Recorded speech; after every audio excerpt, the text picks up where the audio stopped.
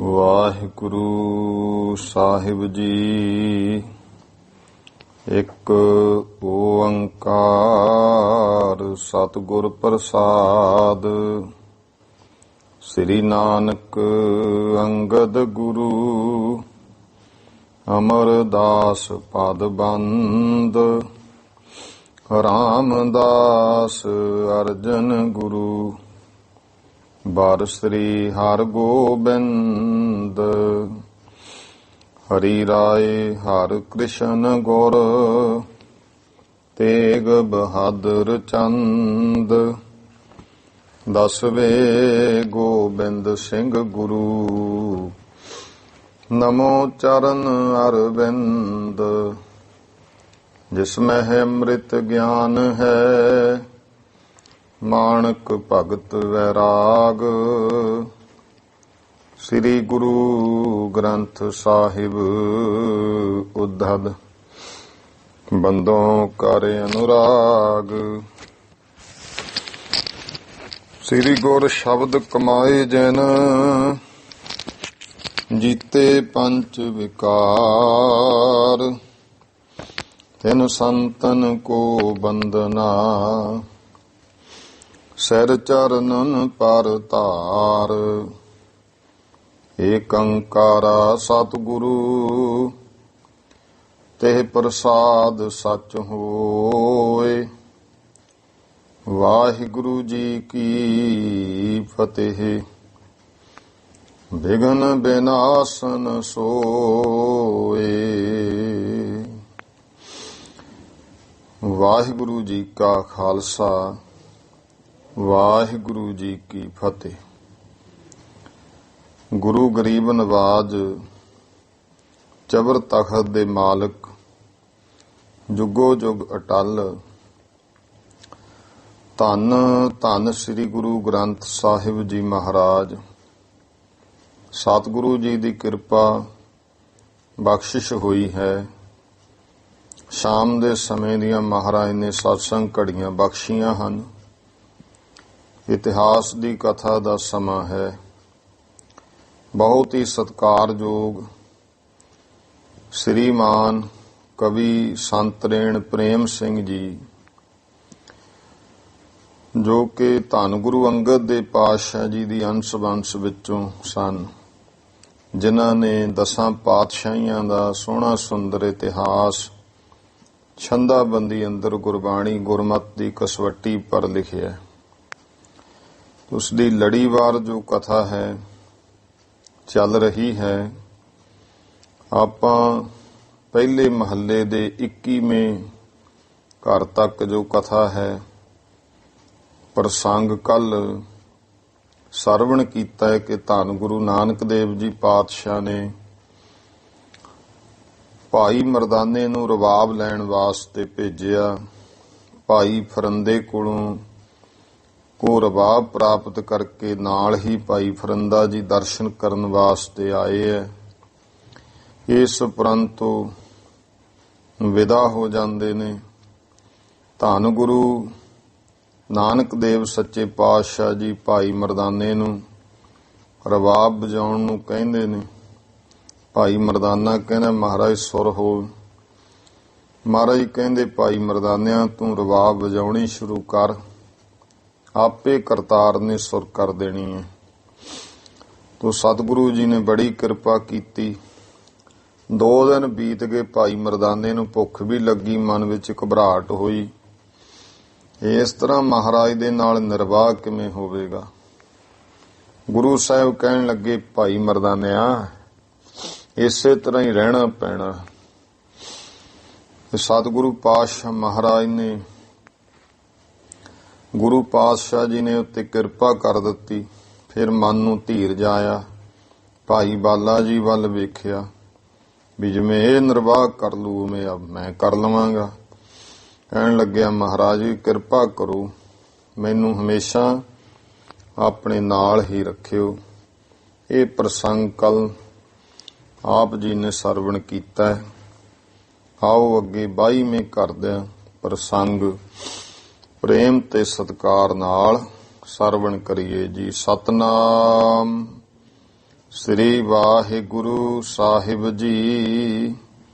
ਦੋਹਰਾ ਨਿਕਸੇ ਪੁਰ ਸੁਲਤਾਨ ਤੇ ਮਰਦਾਨਾ ਸੰਗ ਲੀਨ। ਇਥੋਂ ਹੁਣ ਪਹਿਲੀ ਉਦਾਸੀ ਧੰਨ ਗੁਰੂ ਨਾਨਕ ਦੇਵ ਜੀ ਪਾਤਸ਼ਾਹ ਨੇ ਆਰੰਭ ਕੀਤੀ। ਸੁਲਤਾਨਪੁਰ ਤੋਂ ਸਤਿਗੁਰੂ ਜੀ ਤੁਰੇ ਹਨ, ਨਾਲ ਭਾਈ ਮਰਦਾਨੇ ਨੂੰ ਲਿਆ ਹੈ।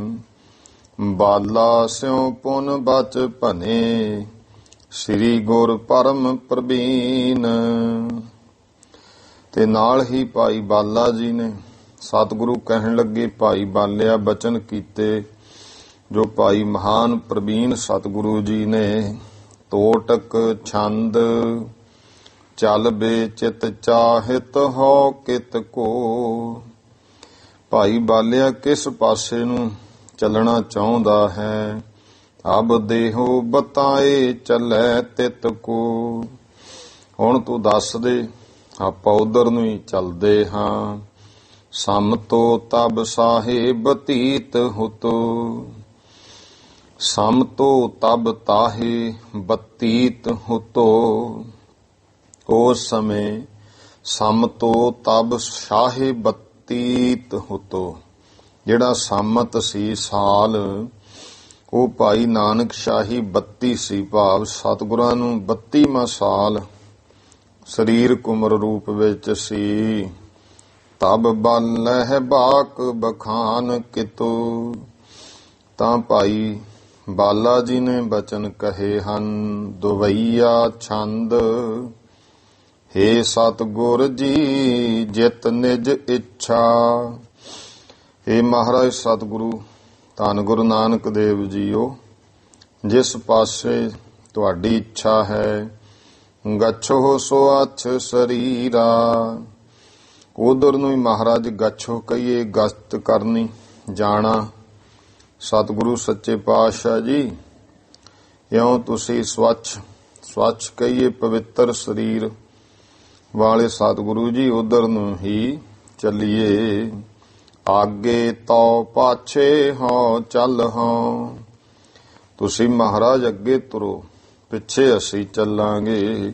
ਸ੍ਰੀ ਪ੍ਰਭ ਗੁਣੀ ਗਹੀਰਾ। ਇਹ ਸ੍ਰੀ ਪਰਮੇਸ਼ਰ ਸਰੂਪ ਗੁਣਾਂ ਦੇ ਗਹੀਰ ਸਤਿਗੁਰੂ ਜੀ, ਜਗ ਗੁਰ ਕਹੈ ਏਮ ਨਾ ਵਾਧੂ। ਜਗਤ ਗੁਰੂ ਪਾਤਸ਼ਾਹ ਕਹਿਣ ਲੱਗੇ ਫਿਰ ਭਾਈ ਬਾਲਿਆ, ਏਮ ਨਾ ਬਾਦ ਏਕ ਨਗਰ ਔਰ ਲਖੀਏ। ਇੱਕ ਨਗਰ ਹੈ, ਉਹ ਤੁਸੀਂ ਜਾਣੋ ਹਿਰਦੇ ਵਿੱਚ। ਤਹਿ ਤਿਖਾਣ ਇੱਕ ਲਾਲੋ ਬਸਈ। ਉਥੇ ਇੱਕ ਤਰਖਾਣ ਜਾਤੀ ਦਾ ਭਾਈ ਲਾਲੋ ਵਸਦਾ ਹੈ।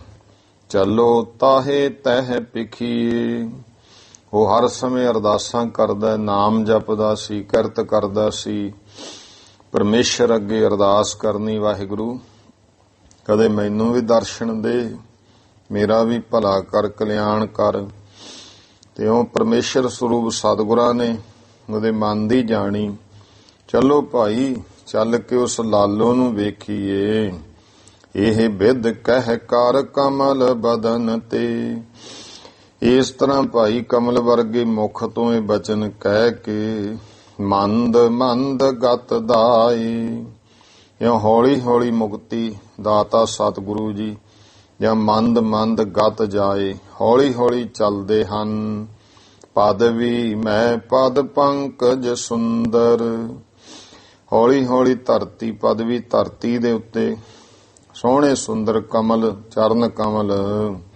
ਦਾਸ ਹਿਰਦੈ ਜੋ ਬਸਾਏ। ਉਹ ਚਰਨ ਧਰ ਰਹੇ ਆ ਭਾਈ, ਜਿਹੜੇ ਸੇਵਕਾਂ ਨੇ ਆਪਣੇ ਹਿਰਦੇ ਵਿੱਚ ਵਸਾਏ ਹਨ। ਬਾਸਰ 10 ਸਪਤ ਮਹਿ ਪਹੁੰਚੇ। ਇਉਂ ਭਾਈ ਦਾ ਬਾਸਰ 10 ਸਪਤ, 10 ਤੇ 7 17। ਬਾਸਰ ਕਹਿੰਦੇ ਨੇ ਦਿਨ। 17 ਦਿਨਾਂ ਵਿੱਚ ਚੱਲਦੇ ਚੱਲਦੇ ਪਹੁੰਚੇ ਹਨ। ਨਗਰ ਏਮਨਾਬਾਦੂ।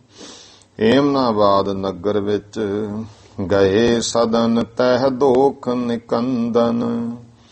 ਦੁੱਖਾਂ ਨੂੰ ਕੱਟਣ ਵਾਲੇ ਸਤਿਗੁਰੂ ਜੀ ਉਸ ਘਰ ਵਿੱਚ ਗਏ। ਸੇਵਕ ਦਾ ਅਹਿਲਾਦੂ।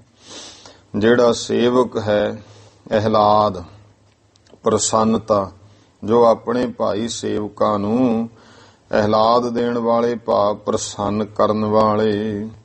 ਹੇਰ ਮੁਖਾਰ ਬਿੰਦ ਭਾ ਠਾਡੋ। ਸਤਿਗੁਰੂ ਪਾਤਸ਼ਾਹ ਜੀ ਦਾ ਮੁਖਾਰ ਬਿੰਦ ਦਰਸ਼ਨ ਕੀਤੇ ਖੜਾ ਹੋਇਆ। ਪਦ ਬੰਦਨ ਕਰ ਬੰਦੇ। ਭਾਈ ਲਾਲੋ ਨੇ ਸਤਿਗੁਰਾਂ ਦੇ ਚਰਨ ਕਮਲਾਂ ਤੇ ਬੰਦਨਾ ਕੀਤੀ।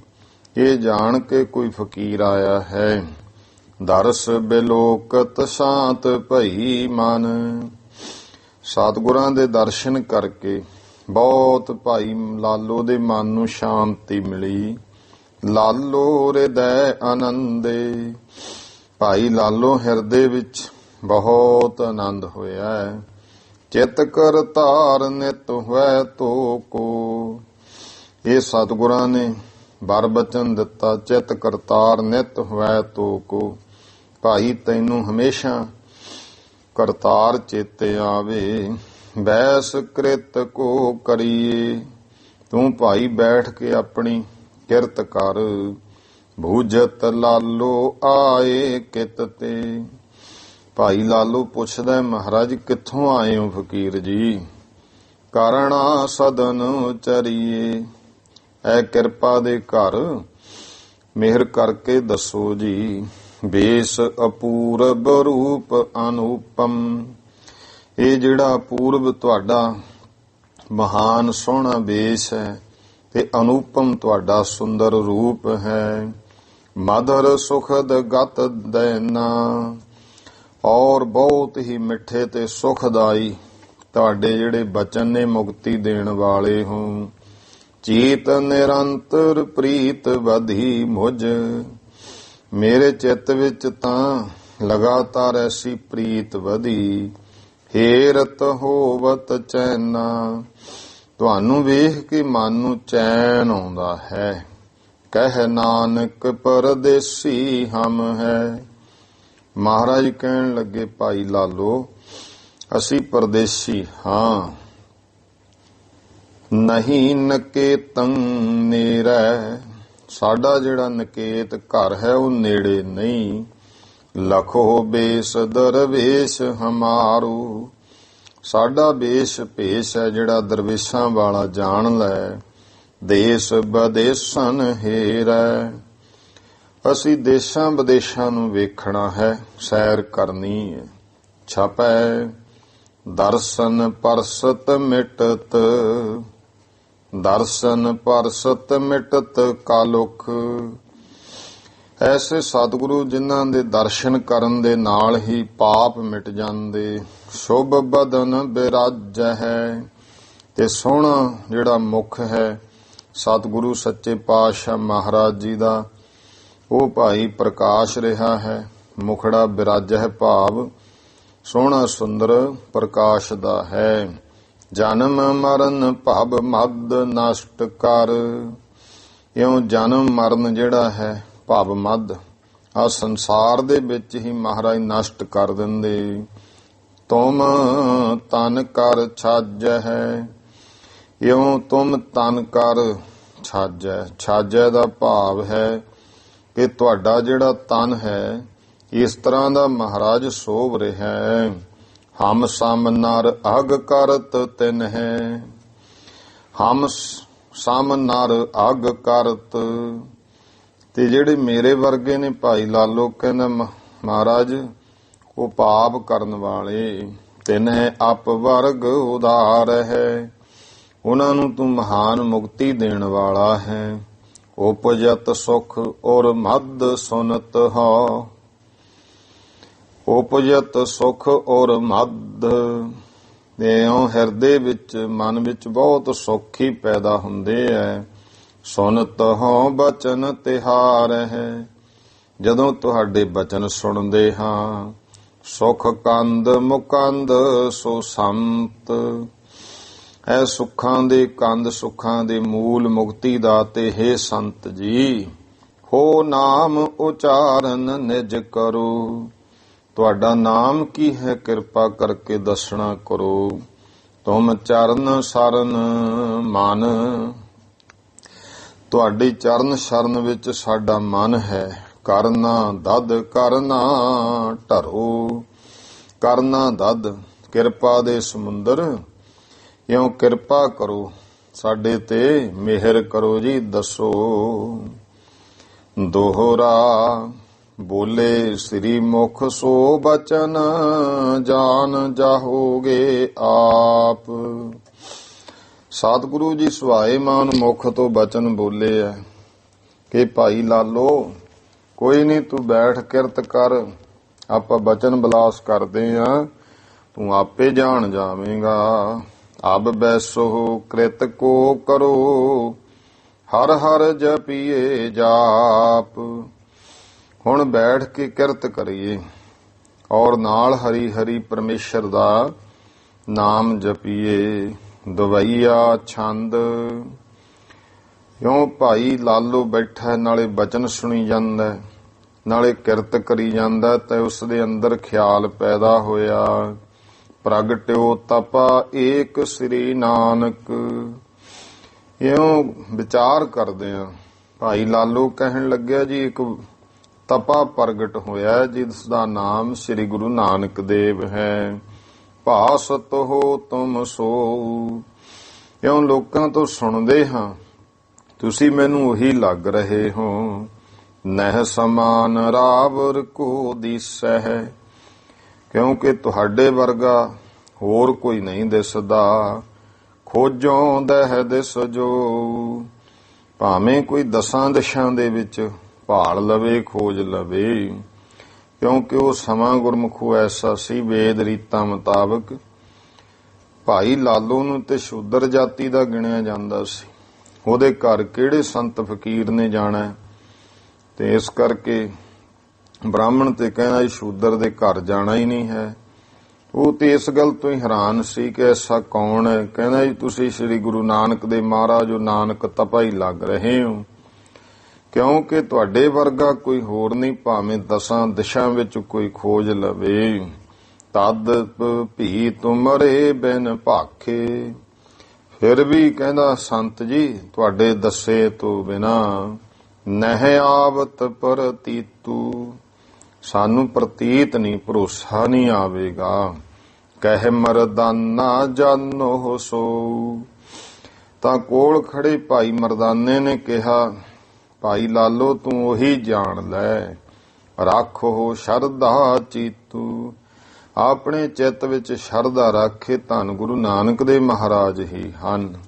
ਸ਼ੰਕਰ ਛੰਦ। ਸੁਨ ਕਰ ਕਹਿਤ ਭਇਓ ਬਚ ਲਾਲੋ।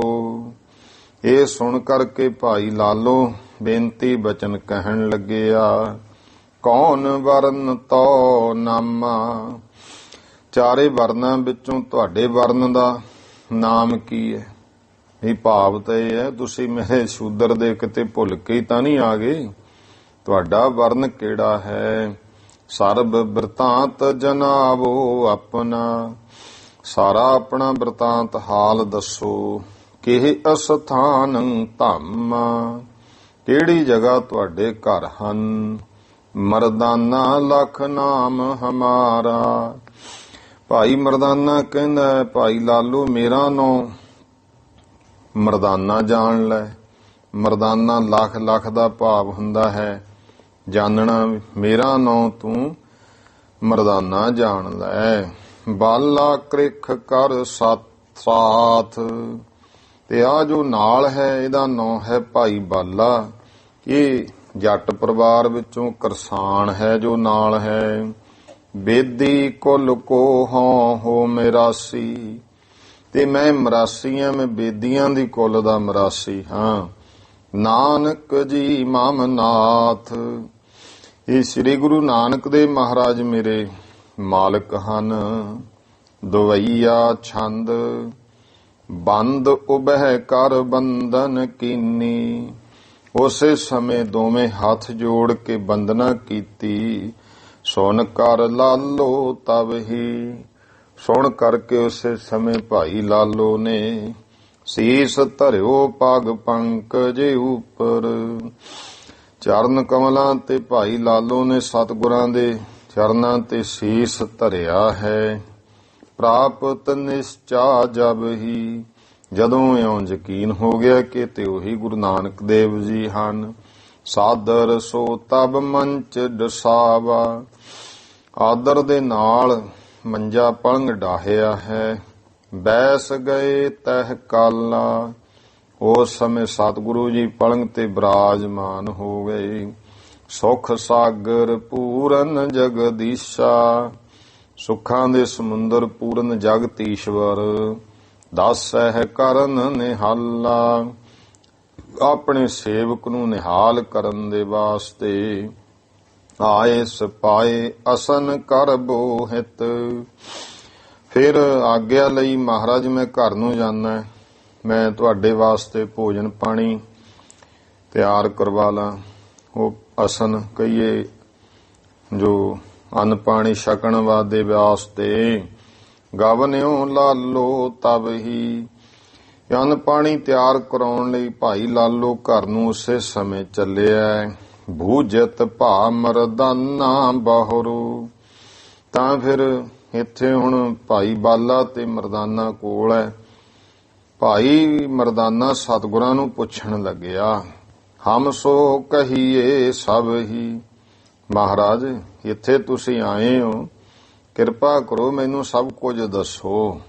ਕੌਣ ਇਹੋ ਮਾਨਵ ਸੁਆਮੀ, हे ਸੁਆਮੀ ਮਾਲਕ ਸਤਿਗੁਰੂ, ਇਹ ਪੁਰਸ਼ ਕੌਣ ਹੈ?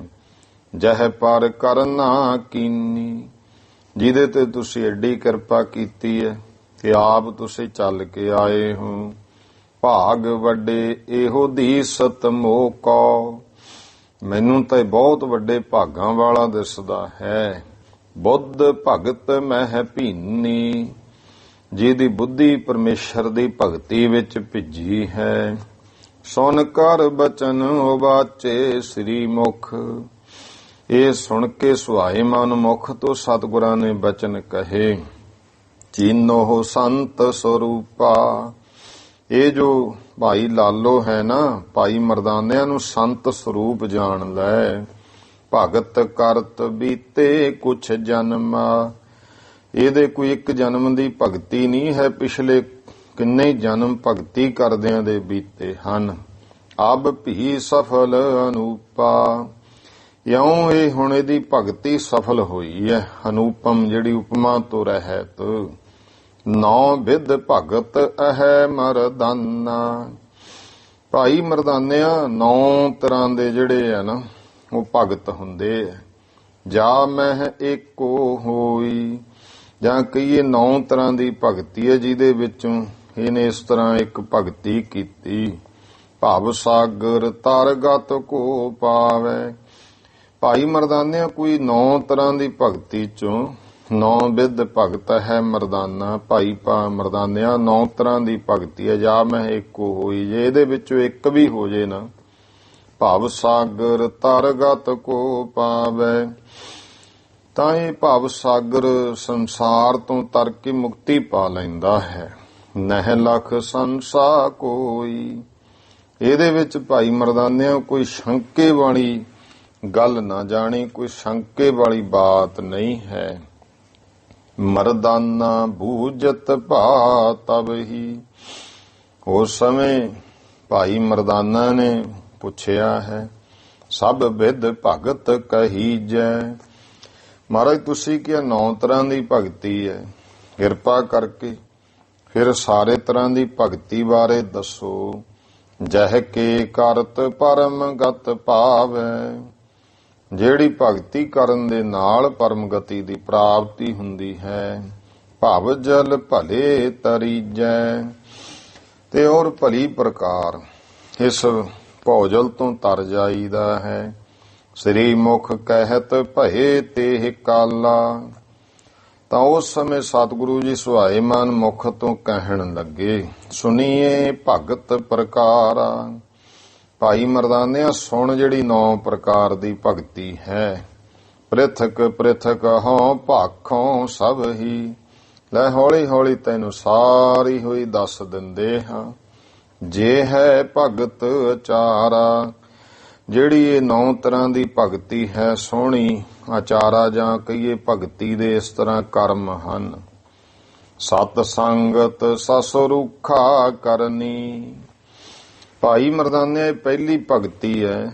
ਕੋਈ ਸਤਸੰਗ ਵਿੱਚ ਆਵੇ ਤੇ ਸਸ ਰੂਖਾ, ਉੱਥੇ ਸਤਸੰਗ ਵਿੱਚ ਆ ਕੇ ਗੁਰੂ ਮਹਾਰਾਜ ਦੇ ਦਰ ਤੇ ਸੇਵਾ ਕਰੇ। ਸਸਰੂਖਾ ਜਿਹੜਾ ਹੈ ਸ੍ਰੇਸ਼ਟ, ਸਰੂਖਾ ਭਾਵ ਸ਼ੁਭ ਜਿਹੜੀ ਸੇਵਾ ਹੈ।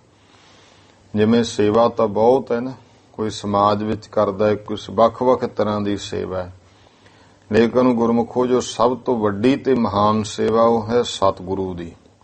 ਸਤਿਗੁਰ ਕੀ ਸੇਵਾ ਸਫਲ ਹੈ ਜੇ ਕੋ ਕਰੇ ਚਿਤ ਲਾਈ। ਬਾਕੀ ਵੀ ਸੇਵਾਵਾਂ ਨੇ, ਹਰ ਇੱਕ ਸੇਵਾ ਦਾ ਆਪਣਾ ਮੁੱਲ ਹੈ। ਸੇਵਾ ਤਾਂ ਗੁਰਮੁਖੋ ਕੋਈ ਪਸ਼ੂਆਂ ਦੀ ਕਰਦੇ ਦੇਖੋ, ਉਹ ਵੀ ਫਲ ਦੇ ਦਿੰਦੇ ਆ, ਦੁੱਧ ਦਿੰਦੇ ਆ। ਕੋਈ ਭਾਈ ਦਰਖਤ ਦੀ ਸੇਵਾ ਕਰਦਾ, ਉਹ ਛਾਂ ਦਿੰਦਾ ਹੈ, ਫਲ ਦਿੰਦਾ ਹੈ, ਔਰ ਫਿਰ ਆਪਣਾ ਆਪਾ ਦੇ ਦਿੰਦਾ, ਬਾਲਣ ਰੂਪ ਵਿੱਚ ਲੱਕੜ ਵੀ ਬਣਦਾ। ਇਸੇ ਤਰ੍ਹਾਂ ਕੋਈ ਪੁੱਤਰਾਂ ਦੀ ਧੀਆਂ ਦੀ ਸੇਵਾ ਕਰਦਾ, ਉਹ ਵੀ ਫਲ ਦਿੰਦੇ ਨੇ, ਜਵਾਨ ਹੋ ਕੇ ਮਾਤਾ ਪਿਤਾ ਨੂੰ ਸੰਭਾਲਦੇ ਆ। ਕੋਈ ਭਾਈ ਮਾਤਾ ਪਿਤਾ ਦੀ ਸੇਵਾ ਕਰਦਾ, ਉਹ ਵੀ ਫਲ ਦਿੰਦੇ ਨੇ, ਫਿਰ ਆਪਣੀ ਜਾਇਦਾਦ ਘਰ ਉਸ ਨੂੰ ਬਾਲ ਬੱਚਿਆਂ ਨੂੰ ਦੇ ਦਿੰਦੇ ਨੇ। ਇਸ ਤਰ੍ਹਾਂ ਵੱਖ-ਵੱਖ ਨੇ। ਫਿਰ ਹੋਰ ਸਮਾਜ ਵਿੱਚ ਸੇਵਾ ਹੈ ਵੱਖ-ਵੱਖ। ਕੋਈ ਲੋੜਵੰਦ ਦੀ ਕਰਤੀ, ਕਿਸੇ ਨੂੰ ਤਨ ਢਕਣ ਲਈ ਬਸਤਰ ਦੇਤਾ, ਕਿਸੇ ਨੂੰ ਭਾਈ ਛਕਣ ਲਈ ਅੰਨ ਦੇਤਾ। ਬਹੁਤ ਨੇ ਨਾ। ਸਾਰੀਆਂ ਸੇਵਾਵਾਂ ਵਿੱਚੋਂ ਇਹ ਵੱਖ-ਵੱਖ ਸੇਵਾਵਾਂ ਨੇ, ਇਹਨਾਂ ਦੇ ਵੱਖ-ਵੱਖ ਦਰਜੇ ਹੈ। ਦਰਜਾ ਬਦਰਜਾ ਇਹ ਸਾਰੀਆਂ ਸੇਵਾ ਨੇ, ਇਹਨਾਂ ਦੇ ਉਸ ਤਰ੍ਹਾਂ ਹੀ ਦਰਜਾ ਬਦਰਜਾ ਫਲ ਹੈ। ਇੱਕ ਹੈ ਸਭ ਤੋਂ ਉੱਤਮ ਸੇਵਾ, ਜਿਹੜੀ ਮਹਾਨ ਸੇਵਾ, ਸਭ ਤੋਂ ਵੱਡੀ ਸੇਵਾ, ਉਹ ਹੋ ਜਾਂਦੀ ਹੈ ਸਤਿਗੁਰੂ ਦੀ। ਤੇ ਸਤਿਗੁਰੂ ਜੀ ਕੀ ਕਰਦੇ ਨੇ? ਭੋਗ ਤੇ ਮੋਖ ਦੋਨੋਂ ਬਖਸ਼ ਦਿੰਦੇ ਆ ਜਿਹੜੇ ਗੁਰੂ ਦੇ ਦਰ ਦੀ ਸੇਵਾ ਕਰਦੇ ਆ। ਕੋਈ ਝਾੜੂ, ਕੋਈ ਜੋੜਿਆਂ ਦੀ, ਕੋਈ ਹੋਰ ਭਾਈ ਸਫਾਈ। ਲੇਕਿਨ ਇਹ ਹੈ ਕਿ ਹਿੰਡ ਦੀ ਸੇਵਾ ਨਹੀਂ ਹੁੰਦੀ। ਕਈ ਵਾਰ ਨਾ ਕਈ ਹਿੰਡ ਕਰਦੇ ਆ, ਮੈਂ ਤਾਂ ਕਰਨਾ ਹੀ ਕਰਨਾ ਹੈ, ਚਾਹੇ ਨਹੀਂ। ਸੇਵਾ ਹੁੰਦੀ ਹੈ, ਕੋਈ ਜ਼ਰੂਰੀ ਨਹੀਂ ਮੈਂ ਇਹੀ ਕਰਦਾ ਰੋਜ਼, ਉਹ ਵੀ ਨਹੀਂ ਹੈ। ਹਿੰਡ ਨਹੀਂ ਕਰਨੀ ਚਾਹੀਦੀ। ਸੇਵਾ ਹੁੰਦੀ ਹੈ ਜੋ ਤੁਹਾਨੂੰ ਦਿਸੇ। ਕੋਈ ਜ਼ਰੂਰੀ ਨਹੀਂ ਵੀ ਕੱਲ ਮੈਂ ਆਹ ਕੀਤੀ ਅੱਜ ਵੀ ਉਹ ਕਰਨੀ ਹੈ, ਕੱਲ ਨੂੰ ਵੀ ਉਹੀ ਕਰਨਾ ਹੈ। ਚਾਹੇ ਉਹਦੀ ਜਗ੍ਹਾ ਤੇ ਕੋਈ ਉਨੀ, ਕਈਆਂ ਦਾ ਹੁੰਦਾ ਇੱਥੇ ਦੇਖਿਆ ਵੀ ਇੰਨੀ ਜਗ੍ਹਾ ਤੇ ਮੈਂ ਝਾੜੂ ਮਾਰਨਾ, ਚਾਹੇ ਪਹਿਲਾਂ 10 ਜਣੇ ਮਾਰ ਜਾਣ। ਇਹ ਉਹ ਕੋਈ ਨਹੀਂ, ਉਹ ਹਿੰਡ ਦੀ ਸੇਵਾ ਹੈ। ਸੇਵਾ ਹੁੰਦੀ ਹੈ ਜਿੱਥੇ ਜਥਾਯੋਗ ਤੁਹਾਨੂੰ ਲੱਗੇ। ਜੇ ਪਹਿਲਾਂ ਹੀ ਸਾਫ਼ ਹੈ ਜਗ੍ਹਾ, ਹੋਰ ਜਗ੍ਹਾ ਕਰ ਲਓ। ਇਸੇ ਤਰ੍ਹਾਂ ਵੱਖ-ਵੱਖ ਸੇਵਾਵਾਂ ਨੇ। ਤੇ ਇਹ ਜਿਹੜਾ ਹੈ, ਕਿਉਂਕਿ ਭਾਵਨਾ ਜਿਹੜੀ ਆਪਾਂ ਤਾਂ ਗੁਰੂ ਦੀ ਖੁਸ਼ੀ ਲੈਣੀ ਹੈ ਗੁਰਮੁਖੋ। ਕੋਈ ਜਿੱਦ ਨਹੀਂ ਕਰਨੀ, ਫਲਾਣਾ ਇੱਥੇ ਐਂ ਕਰਦਾ ਤਾਂ ਮੈਂ ਵੀ ਕਰੂੰ, ਨਹੀਂ। ਫਿਰ ਕਿਆ, ਫਿਰ ਕੋਈ ਫਲ ਨਹੀਂ ਮਿਲਦਾ ਹੈ। ਭਾਵਨਾ ਰੱਖਣੀ ਹੈ ਤੁਹਾਨੂੰ। ਜਿੱਥੇ ਲੱਗਦਾ ਵੀ ਆਹ ਕਰਨ ਵਾਲਾ ਹੈ ਕਾਰਜ ਗੁਰੂ ਘਰ ਚ, ਇੱਥੇ ਸੇਵਾ ਕਰਨ, ਇੱਥੇ ਝਾੜੂ ਦੇਣ ਵਾਲਾ, ਇੱਥੇ ਕੋਈ ਕੱਪੜਾ ਲੀੜਾ ਮਾਰਨ ਵਾਲਾ ਹੈ ਜਾਂ ਹੋਰ ਹੈ, ਉਹ ਸੇਵਾ ਕਰ ਲਓ। ਜੇ ਕੋਈ ਦੂਏ ਦਿਨ ਉਹ ਕਰ ਗਿਆ ਪਹਿਲਾਂ, ਉਹ ਨਾ ਕੋ ਦੂਏ ਜਗ੍ਹਾ ਹੋ ਜੇ। ਆਪਾਂ ਸਤਿਗੁਰੂ ਦੀ ਪ੍ਰਸੰਨਤਾ ਲੈਣੀ ਹੈ। ਕਦੇ ਵੀ ਆਪਾਂ ਨੂੰ ਕੀ ਹੈ ਕਿਸੇ ਨਾਲ ਕੋਈ ਜਾਇਦਾ, ਸਗਾਂ 2 ਕਦਮ ਪਿੱਛੇ ਹਟ ਕੇ ਲੈ ਭਾਈ, ਤੂੰ ਕਰ ਲਾ, ਆਪਾਂ ਹੋਰ ਕਰ ਲੈਨੇ ਆ ਸੇਵਾ। ਤੂੰ ਖੁਸ਼ ਰਹਿ, ਤੇਰਾ ਮਨ ਜੇ ਇਹ ਸੇਵਾ ਕਰਕੇ ਪ੍ਰਸੰਨ ਹੁੰਦਾ, ਮੈਂ ਹੋਰ ਕਰ ਲੈਣਾ ਜਗ੍ਹਾ, ਮੈਂ ਉਹ ਕਰ ਲੈਣਾ, ਮੈਂ ਲੰਗਰ ਕਰ ਲੈਣਾ, ਮੈਂ ਬਰਤਨ ਸਾਫ਼ ਕਰ ਲੈਣਾ, ਜਾਂ ਮੈਂ ਉੱਥੇ ਝਾੜੂ ਮਾਰ ਲੈਣਾ। ਗੁਰੂ ਪਾਤਸ਼ਾਹ ਗੁਰਮੁਖੋ ਨਿਮਰਤਾ ਵਾਲੇ ਤੇ ਖੁਸ਼ ਹੋਵੇਗਾ। ਹਿੰਡ ਤੇ ਹੰਕਾਰੀ ਤੇ ਕਦੇ ਮਹਾਰਾਜ ਪ੍ਰਸੰਨ ਨਹੀਂ ਹੁੰਦਾ। ਸਤਿਗੁਰੂ ਸੱਚੇ ਪਾਤਸ਼ਾਹ ਮਹਾਰਾਜ ਕਹਿੰਦੇ, ਭਾਈ ਮਰਦਾਨਿਆ, ਜਿਹੜੀ ਸੇਵਾ ਹੈ ਪਹਿਲੀ ਸਤ ਸੰਗਤ ਸਸ ਰੂਖਾ ਕਰਨੀ। ਜੋ ਸਤਿਗੁਰੂ ਕੀ ਸਾਧ ਸੰਗਤ ਹੈ, ਸਤ ਸੰਗ ਵਿੱਚ ਆਉਣਾ, ਸਤਸੰਗ ਕਰਨੀ, ਸੇਵਾ ਕਰਨੀ। ਮਿਲਤ ਹੈ ਕਾਲ ਬਿਤਾਵੈ। ਇਉਂ ਸਤਸੰਗ ਵਿੱਚ ਮਿਲ ਕੇ ਸੇਵਾ ਕਰਦਿਆਂ ਕੁਝ ਸਮਾਂ ਬਤੀਤ ਕਰੇ। ਇਹ ਪਹਿਲੀ ਭਗਤੀ ਹੈ। ਹਰ ਗੁਰ ਕੋ ਇਤਿਹਾਸ ਸੁਣੀਜੈ ਹੈ। ਫਿਰ ਗੁਰੂ ਪਰਮੇਸ਼ਰ ਦਾ ਜੋ ਇਤਿਹਾਸ ਹੈ, ਗੁਰੂ ਮਹਾਰਾਜ ਦਾ, ਸਤਸੰਗ ਵਿੱਚ ਬੈਠ ਕੇ ਇਹ ਸੁਣਨਾ, ਇਹ ਵੀ ਗੁਰਮੁਖੋ ਭਗਤੀ ਹੈ। ਮਨ ਏਕਾਗਰ ਲਾਵੈ। ਮਨ ਪੂਰਾ ਇਕਾਗਰ ਕਰਕੇ ਗੁਰੂ ਉਪਦੇਸ਼ ਵਿੱਚ, ਕੋਈ ਗੁਰਬਾਣੀ ਦੀ ਕਥਾ ਹੁੰਦੀ ਹੈ, ਗੁਰੂ ਇਤਿਹਾਸ ਦੀ ਹੁੰਦੀ ਹੈ, ਇਹ ਬੈਠ ਜਾਣਾ। ਇਹ ਭਾਈ ਭਗਤੀ ਹੈ ਵੀ ਦੂਜੀ ਭਗਤੀ ਹੈ। ਪਦ ਅਰਬਿੰਦ ਮਲਿੰਦ ਕਰੈ ਮਨ। ਫਿਰ ਤੀਜੀ ਭਗਤੀ ਹੈ ਸਤਿਗੁਰੂ ਜੀ ਦੇ ਜਿਹੜੇ ਚਰਨ ਕਮਲ ਨੇ, ਚਰਨਾਂ ਕਮਲਾਂ ਤੇ ਮਨ ਨੂੰ ਭੌਰਾ ਬਣਾ ਲਵੇ।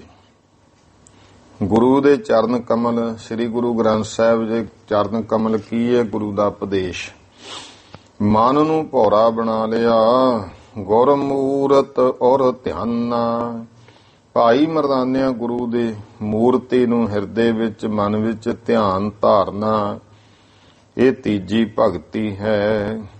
ਪ੍ਰੇਮ ਸਹਿਤ ਗੁਣ ਗਾਵਹਿ ਮੁਖ ਸੋ।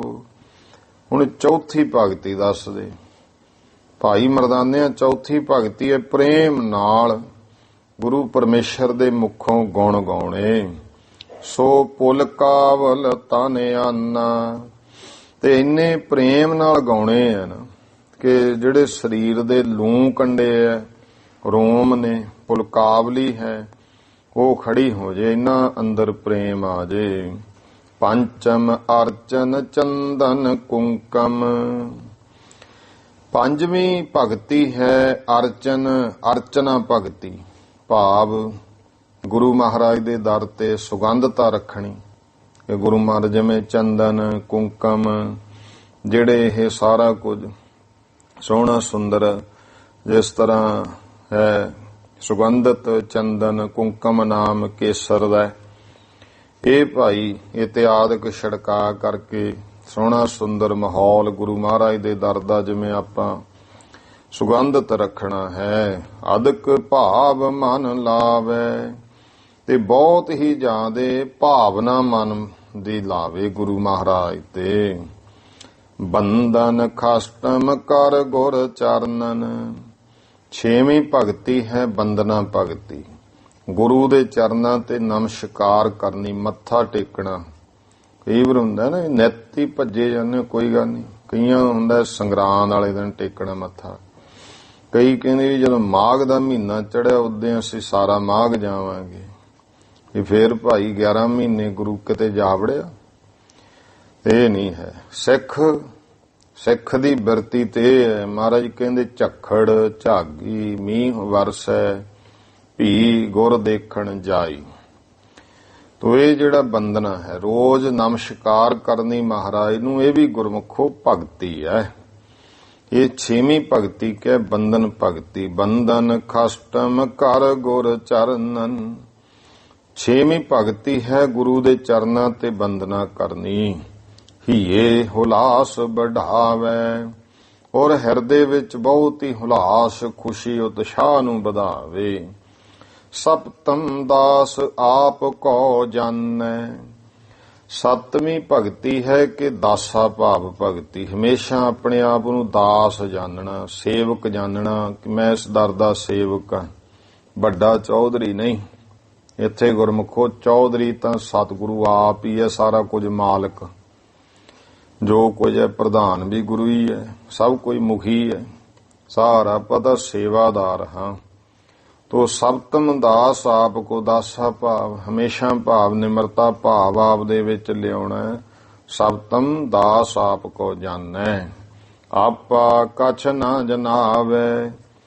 ਕੋਈ ਕਿਤੇ ਆਪਾ ਨਹੀਂ ਜਣਾਉਣਾ, ਮੈਂ ਕੁਛ ਕਰ ਰਿਹਾ ਹਾਂ।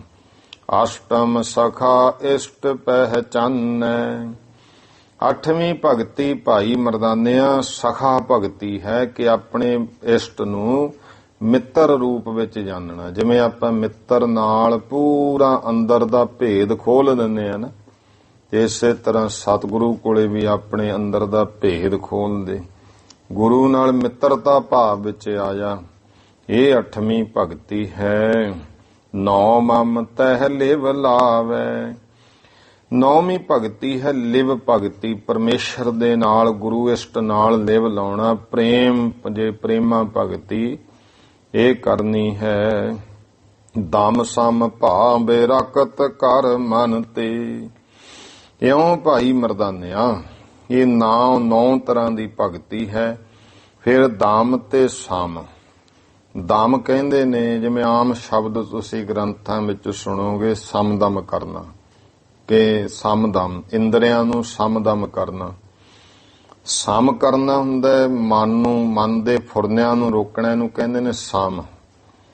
ਤੇ ਫਿਰ ਗੁਰਮੁਖੋ ਇੰਦਰੀਆਂ ਨੂੰ, ਗਿਆਨ ਔਰ ਕਰਮ ਇੰਦਰੀ, ਇਹਨਾਂ ਨੂੰ ਬਸ ਵਿੱਚ ਰੱਖਣਾ। ਜਿਵੇਂ ਗਿਆਨ ਇੰਦਰੀ ਹੈ, ਅੱਖਾਂ ਨੇ, ਤੇ ਰਸਨਾ ਹੈ, ਕੰਨ ਨੇ, ਤੇ ਤਵਚਾ ਹੈ, ਇਹਨਾਂ ਨੂੰ ਗਿਆਨ ਇੰਦਰੀ ਕਿਹਾ। ਭਾਵ ਆਸ ਚਮੜੀ ਗਿਆਨ ਇੰਦਰ ਹੈ, ਇਹਨੂੰ ਕੋਈ ਚੀਜ਼ ਟੱਚ ਕਰਤੀ ਪਤਾ ਲੱਗ ਜਾਂਦਾ ਹੈ, ਗਰਮ ਠੰਡੀ, ਸਾਨੂੰ ਸੰਕੇਤ ਦੇਤਾ। ਫਿਰ ਗੁਰਮੁਖੋ ਸਵਾਦ ਦੱਸਦੀ ਹੈ, ਰਸਨਾ, ਖੱਟਾ ਮਿੱਠਾ ਕੌੜਾ ਸਾਰਾ। ਕੰਨਾਂ ਦੇ ਨਾਲ ਕੋਈ ਗੱਲ ਸੁਣ ਲਈ ਪਤਾ ਲੱਗ ਗਿਆ, ਅੱਖਾਂ ਨਾਲ ਕੁਝ ਵੇਖ ਲਿਆ ਪਤਾ ਲੱਗ ਗਿਆ। ਇਸ ਤਰ੍ਹਾਂ ਇਹ ਗਿਆਨ ਇੰਦਰ। ਫਿਰ ਕਰਮ ਇੰਦਰੇ ਹੁੰਦੇ ਨੇ, ਜਿਵੇਂ ਹੱਥ ਹੈ, ਪੈਰ ਨੇ, ਇਹ ਗੁਰਮੁਖੋ ਜਿਹੜਾ ਨਾਸਕ ਹੈ ਇਹ ਵੀ ਗਿਆਨ ਇੰਦਰਿਆਂ ਚ ਆ ਗਿਆ। ਇਹ 5 ਕਰਮ ਇੰਦਰੇ ਹੈ ਜਿਹੜੇ ਕਰਮ ਕਰਦੇ ਨੇ। ਸਾਰਿਆਂ ਨੂੰ ਵਸ ਰੱਖਣਾ, ਮਾੜੇ ਪਾਸੇ ਨਹੀਂ ਜਾਣਾ, ਹੱਥਾਂ ਨਾਲ ਬੁਰਾ ਨਹੀਂ ਕਰਨਾ। ਤੋ ਸਤਿਗੁਰੂ ਪਾਤਸ਼ਾਹ ਕਹਿੰਦੇ ਨੇ ਇਹਨੂੰ ਕਹਿੰਦੇ ਦਮ, ਇੰਦਰੀਆਂ ਦਾ ਦਮਨ ਕਰਕੇ ਰੱਖਣਾ। ਉਹਨੂੰ ਗ੍ਰੰਥਾਂ ਵਿੱਚ ਸਮਦਮ ਕਿਹਾ। ਇੱਥੇ ਸੰਤ ਰੇਣ ਜੀ ਦਮ ਸਮ ਭਾਵ ਲਿਖਦੇ ਹਨ। ਦਮ ਸਮ ਭਾਵੇ ਰਕਤ ਕਰ ਮਨ ਤੇ, ਆਪਣੇ ਇੰਦਰੀਆਂ ਨੂੰ ਰੋਕਣਾ, ਮਨ ਨੂੰ ਰੋਕਣਾ, ਤੇ ਇਉਂ ਮਨ ਕਰਕੇ ਬਰਕਤ ਹੋਣਾ, ਮਨ ਕਰਕੇ ਸਾਰੇ ਪਦਾਰਥਾਂ ਤੋਂ ਨਿਰਲੇਪ ਹੋਣਾ। ਸੁਰਗ ਆਦਿਕ ਤਜ ਚਾਹਾ, ਵਾਹਿਗੁਰੂ ਨਾਲ ਇਤਨਾ ਪ੍ਰੇਮ ਪੈ ਜੇ ਕਿ ਸਵਰਗ ਤੇ ਆਦਿਕ ਦੀ ਵੀ ਚਾਹਨਾ ਛੱਡ ਦੇਵੇ। ਪਰ ਕੇ ਦੋਖ ਨ ਚੀਨਤ ਮਨ ਮੈਂ, ਫਿਰ ਕਿਸੇ ਪਰਾਏ ਦੇ ਦੋਸ਼ ਨਹੀਂ ਮਨ ਵਿੱਚ ਜਾਣਨੇ। ਹਾਨ ਲਾਭ ਸਮਤਾਹਾ, ਐਸੀ ਬਿਰਤੀ ਉੱਪਰ ਉੱਠ ਜੇ ਕਿ ਹਾਨੀ ਕੀ ਲਾਭ ਕੀ, ਉਸ ਪੁਰਸ਼ ਨੂੰ ਸਾਰਾ ਕੁਝ ਬਰਾਬਰ ਹੈ। ਛਲ ਬਹੀਨ ਸਭ ਹੀ ਤੇ ਹੋਵਨ, ਜਿਹੜਾ ਭਾਈ ਸਭ ਤੋਂ ਹੀ ਸਭ ਤਰ੍ਹਾਂ ਕਰਕੇ ਛਲ ਤੋਂ ਰਹਿਤ ਹੋ ਜਾਣਾ। ਹਰਖ ਸੋਕ ਨਹਿ ਆਵੇ, ਖੁਸ਼ੀ ਗਮੀ ਵੀ ਕੋਈ ਕੁਝ ਮਿਲ ਗਿਆ ਬਹੁਤ ਖੁਸ਼ੀ ਹੋ ਗਈ, ਚਲਿਆ ਗਿਆ ਗਮ ਹੋ ਗਿਆ, ਨਹੀਂ ਇਹ ਵੀ ਨਾ ਵੇਦੂ ਦੀ ਸੁਰਤ ਉੱਪਰ ਹੋ ਗਈ। ਦ੍ਰਿੜ ਨਿਸ਼ਚਾ ਕਰ ਤਾਰ ਵਿਖੈ ਅਤ, ਪਰਮੇਸ਼ਰ ਦੇ ਵਿੱਚ, ਕਰਤਾਰ ਕਰਤਾ ਪੁਰਖ ਦੇ ਵਿੱਚ ਬਹੁਤ ਜ਼ਿਆਦਾ ਆਪਣਾ ਜਿਹੜਾ ਨਿਸ਼ਚਾ ਹੈ ਦ੍ਰਿੜ ਰੱਖੇ, ਵਿਸ਼ਵਾਸ ਰੱਖੇ ਪਰਪੱਕ। ਡੋਲ ਨ ਕਬਹੂ ਜਾਵੇ, ਕਦੇ ਵੀ ਡੋਲੇ ਨਾ। ਹਰ ਸਰੂਪ ਸਭਹੂ ਕੋ ਜਾਣੈ, ਤੇ ਸਾਰਿਆਂ ਨੂੰ ਪਰਮੇਸ਼ਰ ਦਾ ਸਰੂਪ ਜਾਣੇ। ਰਵੇ ਉਹ ਸਭ ਕੇ ਮਾਹੀ, ਜੋ ਹਰੀ ਪਰਮੇਸ਼ਰ ਸਾਰਿਆਂ ਦੇ ਵਿੱਚ ਵਿਆਪਕ ਹੈ। ਇਹ ਵਿਧ ਹੈ ਸੂਛਮ ਕਰ ਵਰਨੀ, ਇਹ ਵਿਧੀ ਹੈ ਮਹਾਰਾਜ ਕਹਿੰਦੇ ਸੂਖਮ ਜੋ ਅਸੀਂ ਕਥਨ ਕੀਤੀ ਅੰਤਰੀਵ ਅੰਦਰ ਦੀ। ਏਕ ਪ੍ਰਾਪਤ ਜਾਹੀ, ਜਿਹਦੇ ਨਾਲ ਇੱਕ ਪਰਮੇਸ਼ਰ ਦੀ ਪ੍ਰਾਪਤੀ ਹੋ ਜਾਂਦੀ ਹੈ। ਕੁੱਲ ਸਮੇਤ ਤਰ ਹੈ ਭਵ ਸਾਗਰ, ਫਿਰ ਆਪਣੀਆਂ ਕੁੱਲਾਂ ਦੇ ਸਮੇਤ ਉਹ ਪ੍ਰਾਣੀ ਜਿਹੜਾ ਹੈ ਭਵ ਸਾਗਰ ਤੋਂ ਤਰ ਜਾਂਦਾ ਹੈ। ਔਰ ਤਰੈ ਤਹਿ ਸੰਗਾ, ਤੇ ਹੋਰ ਵੀ ਜਿਹੜੇ ਸਤਸੰਗ ਕਰਨ ਵਾਲੇ ਨੇ ਉਹਦਾ ਭਾਈ ਸੰਗੀ ਵੀ ਤਰ ਜਾਂਦੇ ਹਨ। ਭਗਤ ਕਰਤ ਮਾਇਆ ਨਹਿ ਮੋਹ ਹੈ, ਫਿਰ ਭਾਈ ਮਰਦਾਨਿਆਂ ਭਗਤੀ ਕਰਦੇ ਆ ਮਾਇਆ ਨਹੀਂ ਮੋਹਦੀ। ਜਿਵੇਂ ਗਿਆਨੀ ਨੂੰ ਮਾਇਆ ਮੋਹ ਲੂਗੀ, ਭਗਤ ਨੂੰ ਨਹੀਂ ਮੋਹਦੀ। ਕਿਉਂਕਿ ਜਿਹੜੀ ਭਗਤੀ ਹੈ, ਜਿਵੇਂ ਗਿਆਨ ਹੈ ਪੁਲਿੰਗ ਹੈ, ਮਾਇਆ ਇਸਤਰੀ ਲਿੰਗ ਹੈ। ਹੁਣ ਇਸਤਰੀ ਪੁਰਸ਼ ਨੂੰ ਮੋਹਿਤ ਕਰ ਸਕਦੀ ਹੈ, ਤੇ ਜਿਹੜੀ ਭਗਤੀ ਇਹ ਵੀ ਇਸਤਰੀ ਰੂਪ ਹੈ, ਇਸ ਕਰਕੇ ਇਹਨੂੰ ਮੋਹ ਨਹੀਂ ਸਕਦੀ। ਗੁਰਮੁਖਾਂ ਨੇ ਕਿਹਾ ਭਗਤੀ ਜ਼ਰੂਰੀ ਹੈ। ਜੇ ਭਗਤੀ ਨਹੀਂ ਹੈ ਨਾ, ਬੜੇ ਬੜੇ ਚੁੰਚ ਗਿਆਨੀ ਉਹ ਫਿਰ ਪੁਆੜੇ ਹੀ ਪਾਉਣਗੇ। ਆ ਜਿੰਨੇ ਹੁਣ ਪੰਥ ਵਿੱਚ ਕੌਮ 'ਚ ਲੜਾਈਆਂ ਝਗੜੇ ਜੇ ਹੋਏ ਆ ਪਿਛਲੇ 5-7 ਸਾਲਾਂ ਤੋਂ ਹੀ ਪਏ, ਗਿਆਨੀ ਵਾਲੇ ਹੋ ਗਏ, ਭਗਤੀ ਖਤਮ ਹੋ ਗਈ। ਪਹਿਲਾਂ ਗੁਰਮੁਖੋ ਜਿੰਨੇ ਕੋਈ ਗੁਰਮੁਖ ਜਿਹੜੇ ਸਨ ਨਾ, ਚਾਹੇ ਕੋਈ ਲਿਖਾਰੀ ਹੁੰਦੇ ਸੀ, ਉਹ ਨਾਮ ਵਗੈਰਾ ਜ਼ਰੂਰ ਜਪਦੇ ਹੁੰਦੇ ਸਨ, ਭਗਤੀ ਜ਼ਰੂਰ ਕਰਦੇ ਹੁੰਦੇ ਸੀ। ਤੇ ਹੁਣ ਬਾਲ ਦੀ ਖੱਲ ਲਾਉਂਦੇ, ਵਿਦਵਤਾ ਬਥੇਰੀ ਹੈ, ਪੜ੍ਹਾਈ ਬਥੇਰੀ ਹੋ ਗਈ, ਤੇ ਚਰਚਾ ਕਰਨ ਲੱਗ ਜੋ ਤਾਂ ਆਪਣੇ ਵਰਗੇ ਤਾਂ ਗੱਲ ਹੀ ਨਹੀਂ ਕਰ ਸਕਦਾ ਉਹਨਾਂ ਨਾਲ। ਪਰ ਗੱਲਾਂ ਉਹ ਲਿਖਣੀਆਂ, ਸੁਣਾਉਣੀਆਂ, ਪੜ੍ਹਨੀਆਂ ਨੇ ਜਿਹਦੇ ਨਾਲ ਕਲੇਸ਼ ਪੈਦਾ ਹੋਣ, ਉਹ ਹੀ ਕਰੀ ਜਾਣੀ ਹੈ। ਆਹ ਦੇਖ ਲਓ, ਕੁਛ ਕਥਾਵਾਚਕ ਉਹ ਵੀ ਨਿੱਤ ਕੋਈ ਨਾ ਕੋਈ ਇਹੋ ਜਿਹਾ ਟੈਂਟਾ ਜਾਂ ਸਟੇਜ ਤੋਂ ਹੈ ਕੋਈ ਨਾ ਕੋਈ ਲੜਾਈ। ਵੀ ਕਮਲਿਓ, ਉਸ ਗੱਲ ਦੇ ਵਿਰੁੱਧ ਬੋਲੋ ਜਿਹਦੇ ਨਾਲ ਪੰਥ ਦਾ ਕੋਈ ਨੁਕਸਾਨ ਹੋ ਰਿਹਾ, ਫਿਰ ਬੋਲੋ, ਕੋਈ ਗੱਲ ਨਹੀਂ ਵੀ ਭਾਈ ਆਪਣੇ ਪੰਥ ਦਾ ਇਸ ਕੰਮ ਨਾਲ ਬਹੁਤਾ ਨੁਕਸਾਨ ਹੋ ਰਿਹਾ। ਪਰ ਉਹ ਗੱਲਾਂ ਤੇ ਜਿਹੜਾ ਹੈ ਕਹਿਣਾ, ਜਿਹੜੀਆਂ ਕੋਈ ਪਹਿਲੀ ਗੱਲ ਤੇ ਬੈਠ ਕੇ ਕਿਤੇ ਗੁਰਮੁਖਾਂ ਵਿੱਚ ਚਰਚਾ ਵਾਲੀਆਂ ਹੁੰਦੀਆਂ ਨੇ, ਉਹਨੂੰ ਵਿਵਾਦਕ ਬਣਾਉਣਾ ਤੇ ਫਿਰ ਉਹਦਾ ਨਾਂ ਰੱਖਣਾ ਜੀ ਇਹ ਗੱਲ ਵਿਵਾਦਕ ਹੈ। ਵਿਵਾਦ ਬਣਾਇਆ ਕਿਸ ਨੇ? ਆਪ ਹੀ ਪਹਿਲਾਂ ਉਹਨੂੰ ਚੁਰਸਤੇ ਵਿੱਚ ਲਿਆ ਕੇ ਉਸ ਗੱਲ ਦਾ ਵਿਵਾਦ ਬਣਾਉਣਾ ਤੇ ਫਿਰ ਕਹਿਣਾ ਜੀ ਇਹ ਮਸਲਾ ਵਿਵਾਦਕ ਹੈ ਕੌਮ ਵਿੱਚ, ਤੇ ਵਿਵਾਦ ਪਹਿਲਾਂ ਤੇ ਹੈ ਨਹੀਂ ਸੀ। ਕਹਿਣ ਦਾ ਭਾਵ ਹੈ ਕਿ ਜੇ ਮਨ ਤੁਹਾਡਾ ਕਹਿੰਦਾ ਹੈ ਕਿ ਮੈਂ ਇਸ ਗੱਲ ਨਾਲ ਸਹਿਮਤ ਨਹੀਂ, ਜ਼ਰੂਰੀ ਨਹੀਂ ਹੈ ਕਿ ਤੁਸੀਂ ਕਿਸੇ ਸਟੇਜ ਤੇ ਬੈਠ ਕੇ ਹਿੱਕ ਠੋਕ ਕੇ ਮੈਂ ਨਹੀਂ ਸਹਿਮਤ। ਨਹੀਂ ਸਹਿਮਤ, ਕੋਈ ਗੱਲ ਨਹੀਂ। ਜੇ ਤੈਨੂੰ ਕੋਈ ਲੱਗਦਾ ਹੈ ਕਿਸੇ ਗੁਰਮੁਖਾਂ ਸਾਂਝ ਕਰੀਜੈ ਗੁਣਾ ਕੇਰੀ, ਬੈਠ ਕੇ ਕੋਈ ਵਿਚਾਰ ਕਰ, ਕਿਸੇ ਨੂੰ ਪੁੱਛ।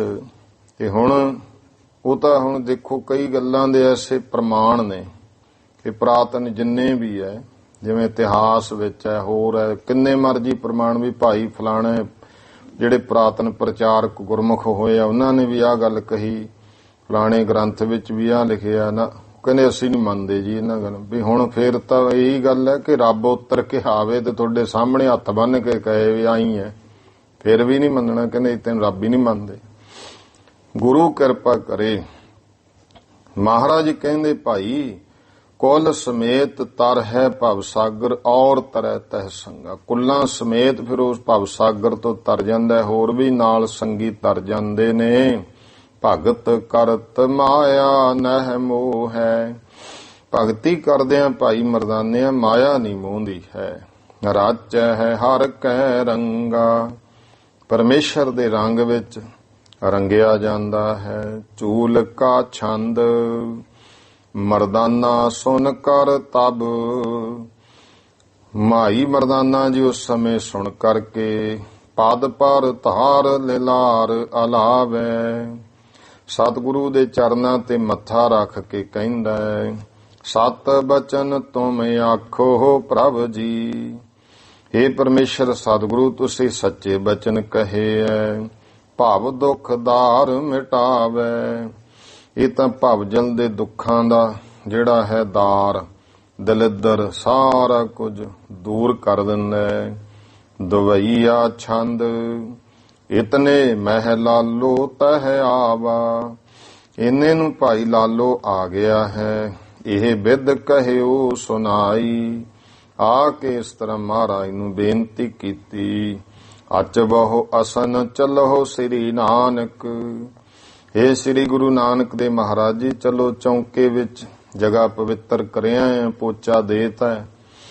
ਤੇ ਆਪ ਜੀ ਤੁਸੀਂ ਖੱਤਰੀ ਵੰਸ਼, ਕਿਉਂਕਿ ਉਸ ਤਰ੍ਹਾਂ ਹਜੇ ਸੋਚ ਰਿਹਾ ਸੀ ਕਿ ਮਹਾਰਾਜ ਕਿਰਪਾ ਕਰੋ, ਚੱਲੋ ਤੇ ਜਾ ਕੇ ਪ੍ਰਸ਼ਾਦਾ ਛਕੋ। ਦੁੱਖ ਕੁੰਜਰ ਮ੍ਰਿਗ ਰਾਈ। ਇਹ ਦੁੱਖਾਂ ਨੂੰ ਕੁੰਜਰ ਕਹਿੰਦੇ ਨੇ ਹਾਥੀ, ਮ੍ਰਿਗ ਰਾਈ ਮ੍ਰਿਗਾਂ ਦਾ ਰਾਜਾ ਹੈ ਸ਼ੇਰ। ਜਿਵੇਂ ਹਾਥੀ ਰੂਪੀ ਦੁੱਖਾਂ ਨੂੰ, ਜਿਸ ਤਰ੍ਹਾਂ ਹਾਥੀਆਂ ਨੂੰ ਸ਼ੇਰ ਭਜਾ ਦਿੰਦਾ, ਇਸ ਤਰ੍ਹਾਂ ਹੈ ਸਤਿਗੁਰੂ ਜੀ ਸ਼ੇਰਵਤ ਤੁਸੀਂ ਦੁੱਖਾਂ ਰੂਪੀ ਹਾਥੀਆਂ ਨੂੰ ਭਜਾਉਣ ਵਾਲੇ ਸਤਿਗੁਰੂ। ਭਵ ਬੰਧਨ ਪੰਨਗ ਜੇ ਗ੍ਰਸਿਓ। ਇਹ ਭਵਜਲ ਦੇ ਬੰਧਨਾਂ ਵਿੱਚ ਪੰਨਗ ਜੇ ਗ੍ਰਸਿਓ, ਜਿਵੇਂ ਭਵਜਲ ਇਹ ਬੰਧਨ ਨੇ, ਇਹ ਬੰਧਨਾਂ ਰੂਪੀ ਜੋ ਪੰਨਗ ਕਹਿੰਦੇ ਨੇ ਸਰਪ ਨੂੰ। ਸਰਪ ਨੇ ਜਿਵੇਂ ਕੋਈ ਗ੍ਰਸੇ ਹਨ, ਐਸੇ ਬੈਨ ਗਰੜ ਹੋ ਤਿਨ ਕੋ। ਤੇ ਉਹ ਫਿਰ ਜਿਵੇਂ ਸੱਪ ਨੂੰ ਜਿਹੜਾ ਹੈ ਗਰੜੋ ਮਾਰ ਦਿੰਦਾ, ਉਹ ਖਾ ਜਾਂਦਾ। ਤੁਹਾਡੇ ਜਿਹੜੇ ਬਚਨ ਨੇ ਇਹ ਭਵਜਲ ਰੂਪੀ ਸੱਪਾਂ ਨੂੰ ਗ੍ਰਸਣ ਵਾਲੇ ਆ। ਬੈਨ ਗਰੜ ਹੋ ਤਿਨ ਕੋ। ਤੁਹਾਡੇ ਜੋ ਬਚਨ ਹਨ ਗਰੜ ਸਰੂਪ ਨੇ। ਕਿਰਤਾਰਥ ਕਰ ਮੁਝ ਕਰਨਾ ਕਰ। हे ਕਰਨਾ ਕਿਰਪਾ ਕਰਕੇ ਮੈਨੂੰ ਸਤਿਗੁਰੂ ਜੀ ਕਰਤਾਰਥ ਕਰੋ। ਆਨਨ ਪਾਹੋ ਅਸਨ ਕੋ।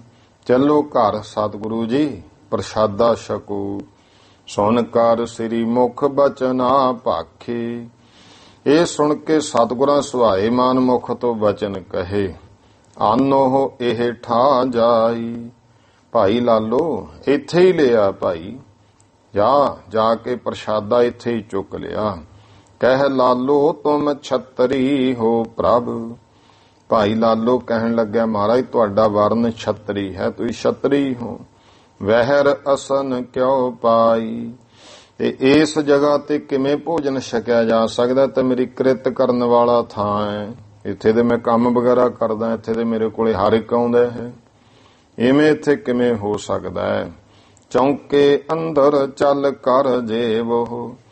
ਮਹਾਰਾਜ ਘਰੇ ਚੱਲੋ, ਚੌਂਕਾ ਬਣਾਇਆ ਹੈ, ਚੌਂਕੇ ਵਿੱਚ ਬੈਠ ਕਰਕੇ ਛਕੋ। ਉੱਤਮ ਜਨਮ ਤੁਮਾਰਾ। ਕਿਉਂਕਿ ਜੋ ਤੁਹਾਡਾ ਜਨਮ ਹੈ ਛਤਰੀ ਵੰਸ਼ ਵਿੱਚ ਬਹੁਤ ਉੱਤਮ ਹੈ। ਜੇ ਇਹ ਠਾਂ ਮਗਵਾਵੋ ਸੁਆਮੀ। ਹਾਂ, ਜੇ ਸਤਿਗੁਰੂ ਜੀ ਹੇ ਮਾਲਕ ਤੁਸੀਂ ਇਸ ਜਗ੍ਹਾ ਤੇ ਮੰਗਵਾਉਣਾ ਹੈ, ਸੰਸੈ ਖੋਏ ਹਮਾਰਾ, ਫਿਰ ਮੇਰਾ ਸੰਸਾ ਖਤਮ ਕਰੋ। ਇੱਥੇ ਬੈਠ ਕੇ ਤੁਸੀਂ ਖੱਤਰੀ ਹੋ ਕੇ ਕਿਵੇਂ ਛਕ ਲਓਗੇ? ਸ੍ਰੀ ਮੁਖ ਕਹਿ ਧਰਤ ਜੋ ਪਾਵਨ। ਮਹਾਰਾਜ ਕਹਿਣ ਲੱਗੇ ਭਾਈ ਲਾਲੋ ਜਿਹੜੀ ਕਿਰਤ ਦੇਣ ਵਾਲੀ ਧਰਤੀ ਹੈ, ਹੁਣ ਤੈਨੂੰ ਰੋਟੀ ਤਾਂ ਆਹੀ ਧਰਤੀ ਦੇ ਰਹੀ ਹੈ ਜਿੱਥੇ ਕੰਮ ਕਰਦਾ ਹੈ, ਇਹਨੂੰ ਅਪਵਿੱਤਰ ਕਿਵੇਂ ਕਿਹਾ ਜਾ ਸਕਦਾ ਹੈ? ਸ੍ਰੀ ਮੁਖ ਕਹਿ ਧਰਤ ਜੋ ਪਾਵਨ। ਇਹ ਜਿਹੜੀ ਧਰਤੀ ਹੈ ਨਾ, ਇਹ ਪਵਿੱਤਰ ਹੈ। ਸੋ ਸਮ ਚੌਂਕੇ ਜਾਨੋ। ਇਹ ਕਿਰਤ ਵਾਲੀ ਧਰਤੀ ਨੂੰ ਤੂੰ ਚੌਂਕੇ ਦੇ ਸਮਾਨ ਜਾਣ। ਸੱਚ ਰਤੇ ਸੋ ਸੁੱਚੇ ਹੋਏ। ਤੇ ਭਾਈ ਲਾਲੋ ਇਉਂ ਨਹੀਂ ਚੌਂਕੇ ਵਿੱਚ ਬੈਠ ਕੇ ਕੋਈ ਸੁੱਚਾ ਹੁੰਦਾ। ਜਿਹੜੇ ਸੱਚ ਵਾਹਿਗੁਰੂ ਨਾਲ ਰੱਤੇ ਗਏ ਉਹ ਸੁੱਚੇ ਹੋ ਗਏ। ਮਨ ਕੋ ਭਰਮ ਮਿਟਾਨੋ। ਇਸ ਕਰਕੇ ਆ ਵਰਨ ਵੰਡ ਦਾ ਜਿਹੜਾ ਭਰਮ ਜਿਹਾ ਨਾ, ਇਹਨੂੰ ਆਪਣੇ ਮਨ ਵਿੱਚੋਂ ਖਤਮ ਕਰ ਦੇ। ਆਪਣੇ ਆਪ ਨੂੰ ਸ਼ੂਦਰ ਸ਼ੂਦਰ ਕਹਿਣਾ ਨਹੀਂ, ਤੂੰ ਪਵਿੱਤਰ ਹੈ ਕਿਉਂਕਿ ਤੂੰ ਪਰਮੇਸ਼ਰ ਦਾ ਨਾਮ ਜਪਦਾ ਹੈ। ਤੇ ਜਿਹੜੀ ਧਰਤੀ ਤੇ ਬੈਠ ਕੇ ਤੂੰ ਸ਼ੁਭ ਕਿਰਤ ਕਰਦਾ ਹੈ, ਸੁਕ੍ਰਿਤ। ਆਮ ਤੌਰ ਤੇ ਕਈ ਵਾਰ ਭੋਗਾਂ ਤੇ ਜਾਂਦੇ ਆ ਨਾ ਜਦੋਂ, ਤੇ ਉੱਥੇ ਬੁਲਾਰੇ ਹੋਣਗੇ, ਉਹ ਕਹਿਣਗੇ ਜੀ ਫਲਾਣੇ ਭਾਵੇਂ ਗੁਰਦੁਆਰੇ ਤਾਂ ਨਹੀਂ ਸੀ ਇੰਨਾ ਜਾਂਦਾ ਹੁੰਦਾ, ਪਰ ਇਹਨੇ ਕੰਮ ਬਹੁਤ ਕੀਤਾ, ਇਹਨੇ ਗੁਰੂ ਨਾਨਕ ਦੇਵ ਜੀ ਦੇ ਉਪਦੇਸ਼ ਨੂੰ ਕਮਾਇਆ ਕਿ ਮਹਾਰਾਜ ਨੇ ਜੋ ਕਿਹਾ ਸੀ ਕਿਰਤ ਕਰੋ, ਨਾਮ ਜਪੋ, ਵੰਡ ਛਕੋ। ਤੇ ਉਹ ਕਿਰਤਿਆਂ ਥੋੜ੍ਹਾ ਸੀਗਾ ਵੀ ਤੇ ਉਹੀ ਮਹਾਰਾਜ ਦਾ ਦਾਰੀ ਭੁੱਲ ਜੀ ਤੇ ਕੰਮ ਹੀ ਕਰੀ ਜਾ, ਤੇ ਉਹ ਕਿਰਤ ਨਹੀਂ ਮਹਾਰਾਜ ਨੇ। ਇੱਥੇ ਸੁਕ੍ਰਿਤ ਹੈ। ਸੁਕ੍ਰਿਤ ਦੇ ਵਿੱਚ ਗੁਰਮੁਖੋ ਸੁਕ੍ਰਿਤ ਧਰਮ ਨੂੰ ਕਮਾਉਣਾ, ਉਹ ਕਿਰਤ ਮਹਾਰਾਜ ਨੇ ਕਹੀ ਹੈ। ਭਾਵ ਜੇ ਜੀਵਨ ਧਰਮੀ ਨਹੀਂ ਹੈ, ਤੇਰੀ ਕਿਰਤ ਕਦੇ ਪਵਿੱਤਰ ਨਹੀਂ ਹੋ ਸਕਦੀ। ਅਪਵਿੱਤਰ ਕਿਰਤ ਨੂੰ ਨਹੀਂ ਮਹਾਰਾਜ ਨੇ ਕਿਹਾ, ਮਲੀਨ ਕਿਰਤ ਨਹੀਂ ਕਹੀ, ਸੁਕ੍ਰਿਤ ਕਿਹਾ।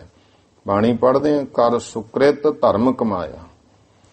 ਸ੍ਰੇਸ਼ਟ ਕਿਰਤ ਕਰਨੀ ਧਰਮ ਕਮਾਉਣਾ, ਉਹ ਕਿਰਤ ਮਹਾਰਾਜ ਨੇ ਕਹੀ। ਇਸ ਕਰਕੇ ਧਰਮੀ ਜੀਵਨ ਹੋ ਵਾਲਾ ਹੋ ਕੇ ਜਦੋਂ ਕਿਰਤ ਕਰੇਗਾ, ਫਿਰ ਕਿਰਤ ਵਿੱਚ ਬੇਈਮਾਨੀ ਨਹੀਂ ਹੋ ਸਕਦੀ।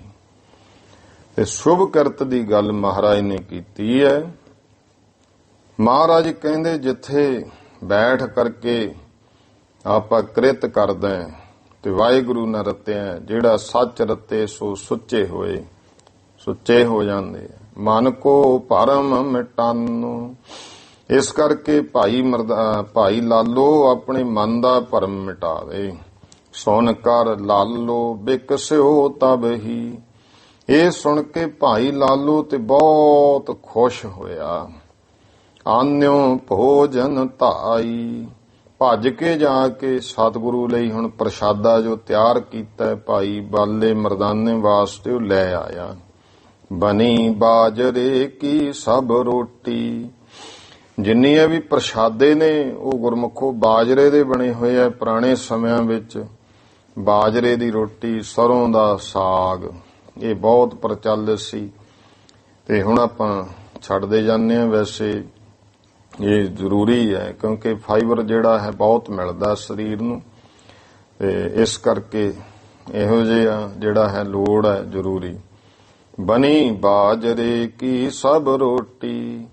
ਸਾਰੀਆਂ ਰੋਟੀਆਂ ਪ੍ਰਸ਼ਾਦੇ ਬਾਜਰੇ ਦੇ ਬਣੇ।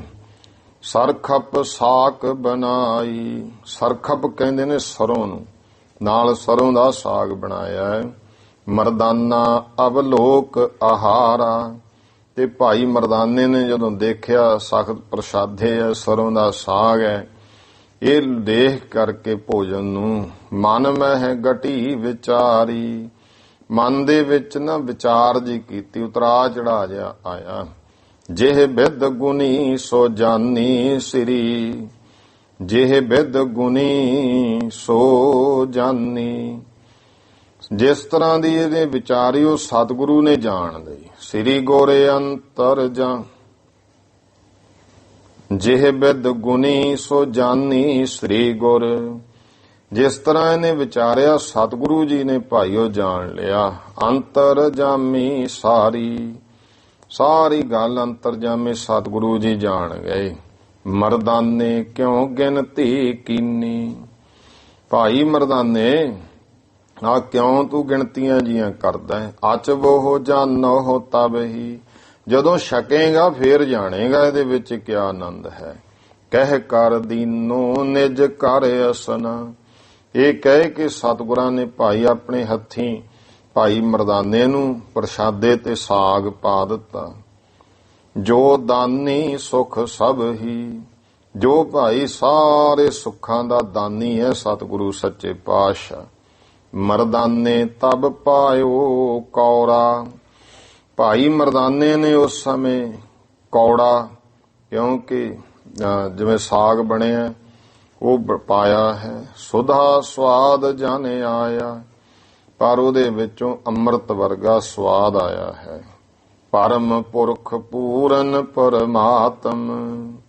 ਪਰਮ ਪੁਰਖ ਮਹਾਨ ਪੁਰਖ ਪੂਰਨ ਪਰਮੇਸ਼ਰ ਸ੍ਰੀ ਮੁਖ ਵਾਕ ਹਲਾਇਆ। ਆਪਣੇ ਸੁਭਾਏਵਾਨ ਮੁਖ ਤੋਂ ਸਤਿਗੁਰਾਂ ਬਚਨ ਕਹੇ। ਅਸਨ ਬਨਿਓ ਹੈ ਕੈਸੇ ਸਾਦਾ। ਭਾਈ ਮਰਦਾਨਿਆ ਭੋਜਨ ਕਿਸ ਤਰ੍ਹਾਂ ਦੇ ਸਵਾਦ ਦਾ ਬਣਿਆ। ਦੇਵ ਸੁਧ ਮਰਦਾਨਾ। ਭਾਈ ਮਰਦਾਨਿਆ ਖਬਰ ਦੇ, ਸੁਧ ਦੇਹ ਦੱਸ। ਮੁਸਕ ਪ੍ਰਸੰਨ ਭਨੇ ਬਾਚੇ ਐਸੇ। ਮੁਸਕ ਦਾ ਭਾਵ ਹੈ ਮੁਸਕਰਾ ਕੇ, ਹੱਸ ਕੇ ਪ੍ਰਸੰਨਤਾ ਦੇ ਨਾਲ ਇਸ ਤਰ੍ਹਾਂ ਬਚਨ ਕਹੇ। ਕੈਸੇ ਕਰੋ ਬਖਾਨਾ। ਭਾਈ ਮਰਦਾਨਾ ਕਹਿੰਦਾ ਮਹਾਰਾਜ ਮੈਂ ਕੀ ਦੱਸਾਂ। ਸੁਣਿਓ ਸੁਧਾ ਪਰ ਦੇਖਿਓ ਨਾਹੀ। ਮੈਂ ਅੰਮ੍ਰਿਤ ਸੁਣਿਆ ਹੀ ਸੀ ਹੁਣ ਤੱਕ, ਪਰ ਦੇਖਿਆ ਨਹੀਂ ਸੀ ਕਿਹੋ ਜਿਹਾ ਹੁੰਦਾ ਹੈ। ਸਾਧ ਬਨਿਓ ਹੈ ਸੋ। ਆ ਜਿਹੋ ਜਿਹਾ ਮੈਂ ਅੰਮ੍ਰਿਤ ਬਾਰੇ ਸੁਣਿਆ ਹੈ ਨਾ, ਉਹ ਸਵਾਦ ਜਿਵੇਂ ਦੁਨੀਆ ਦੱਸਦੀ ਹੈ ਕਿ ਅੰਮ੍ਰਿਤ ਦਾ ਸਵਾਦ ਇਸ ਤਰ੍ਹਾਂ ਦਾ ਹੁੰਦਾ ਹੈ, ਉਹ ਸਵਾਦ ਮਹਾਰਾਜ ਸਾਰਾ ਇਹਦੇ ਵਿੱਚ ਬਣਿਆ ਹੋਇਆ।